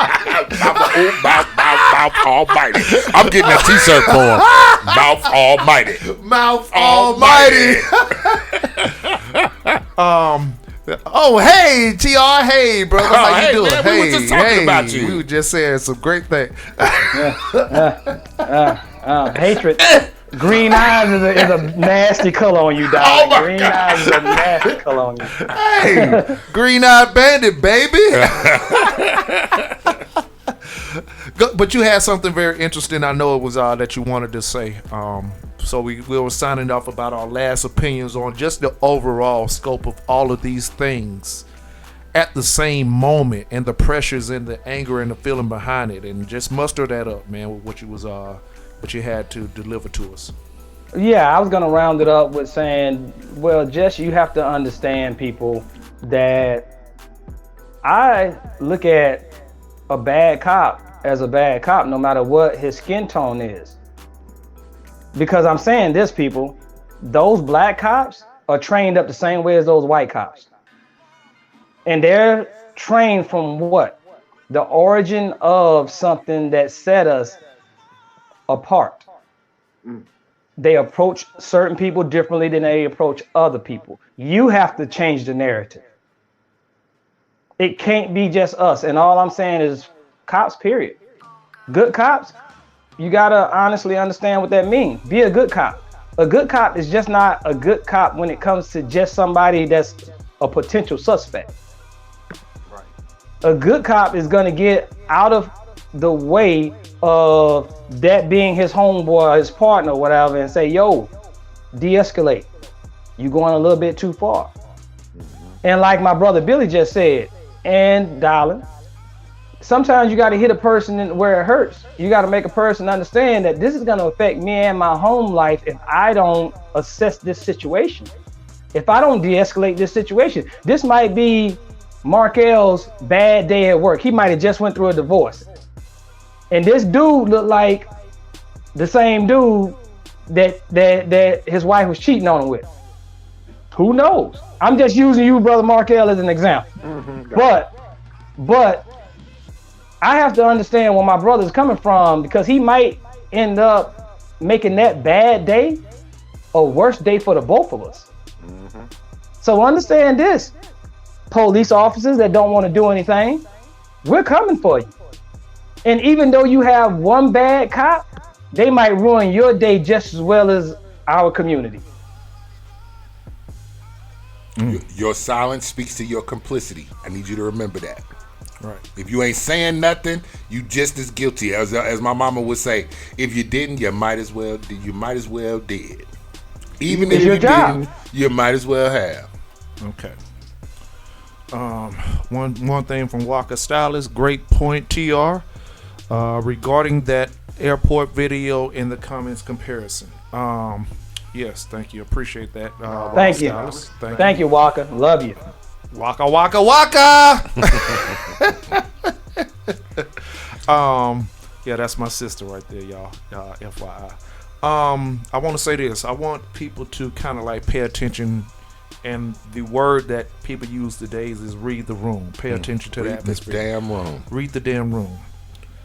Understand the issues of what we are dealing with as a community within the African American community. I never want people to understand or think. I want people to understand my fight here.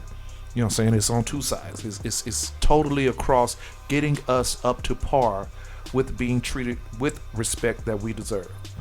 Yes, we do understand that there are some things that we need to work on within our community that only we can fix. We can't wait on the police to do this for us. We can't wait on any governmental structure to do this for us. There are some issues that reside in the black community. The thing is, you don't understand it. So you are not in the position to tell somebody how to fix something when you're not in that environment. Okay? Understand that, people. Look at a situation like what we've just had to endure, right? At a moment where the world, for the most part, was saying, yes, Chauvin was wrong. Chauvin was wrong. And when we find one moment across thousands of moments where we got justice, at that same time, we felt like we had justice ripped from us with the Micaiah shooting. At the same time, dealing with the fact of we have this other young man that just a week or so prior was shot. Daunte Wright. For an air freshener. Understand some of these situations that we are falling victim to maybe at a higher rate, because what we get in comparison is it's more of us. We go through this too. Yes, the prison holds more white people, but that's because it's more white people in America. We only collectively compromise 12% of America. Maybe those numbers may be skewed a little bit. It might be 15 to 20. But when the numbers show that our prison rate is 40 to 60%, and yours is way less, 12% of America, 60% of the prison. Understand the traumas that happen with us and the reasons behind that. You may not, ask some questions. Come to our hoods. What you say, Mark L? Think like and go back and play like you're in the hood. In just that movie, shout out to Training Day, the white man had to reference the black man to say, hey, think about when you were here. Yeah. Because that's what you can identify with. Just to bring the best out of him, he had to say, hey, think about when you were in your worst situation, blah, blah, blah, blah, blah. That's how we're seen across the board. That's our mindset across the board. Come talk to us. I want to say thank you to everybody who has viewed our shows this week. Yeah. Women in the Mic, Rap Analytics, and today ended it off with this week at the Mail Review. The flagship show, the Mail Review. Listen. Hey, man. Shout out to the people tuning in. Shout out to the supporters and the participants that include and encompass your Radiocast as an entirety. Awesome summary of the topic points to bring all together, Dylan. Thank you, Waka Stylist. I learned from some great people, ma'am. Anyways, but just know that we are trying to bring things to a balance. That's our ultimate goal here, particularly at the Mail Review and at Women in the Mic and Rap Analytics. It's like this is a family here. Follow us on all media platforms. You can view us on TV. We're RTV. If you ain't subscribing, you honestly don't care about what we're trying to convey to the world. Subscribe to what we're doing. This is black-owned entity that is looking for support, so we could discuss these things, so we could show these comments that Walker the Stylist said, Trey Michael has said, the people on the other show have said, so they can really see how we actually think, how we view these situations. It's not always we hate cops. Yeah. It's not always from the women, men ain't shit. It's not always from the men, women ain't shit. I don't know. I got to question Rap Analytics taste in hip hop sometimes. And football teams. Shout out to Dino. And basketball teams. Shout out Rap Analytics. Shout out Rap Analytics. Shout out to my boy Chex over there at Financially Speaking, a great show that is developing on the platform as well. Shout out to everybody. Once again, this is the Mail Review. You could catch us every Saturday 2 to 4. You want some topics? Email us YALEENT1@gmail.com or your Radiocast@gmail.com. If you want some comments to talk about and holler at us and join us, hit us up. Hey. Once again, motto. The motto is always, even on a rainy Saturday. Get the business. Thanks for joining the leg, ladies and gentlemen, and please arrest the killers of Breonna Taylor. Thank you. Yale Radiocast.com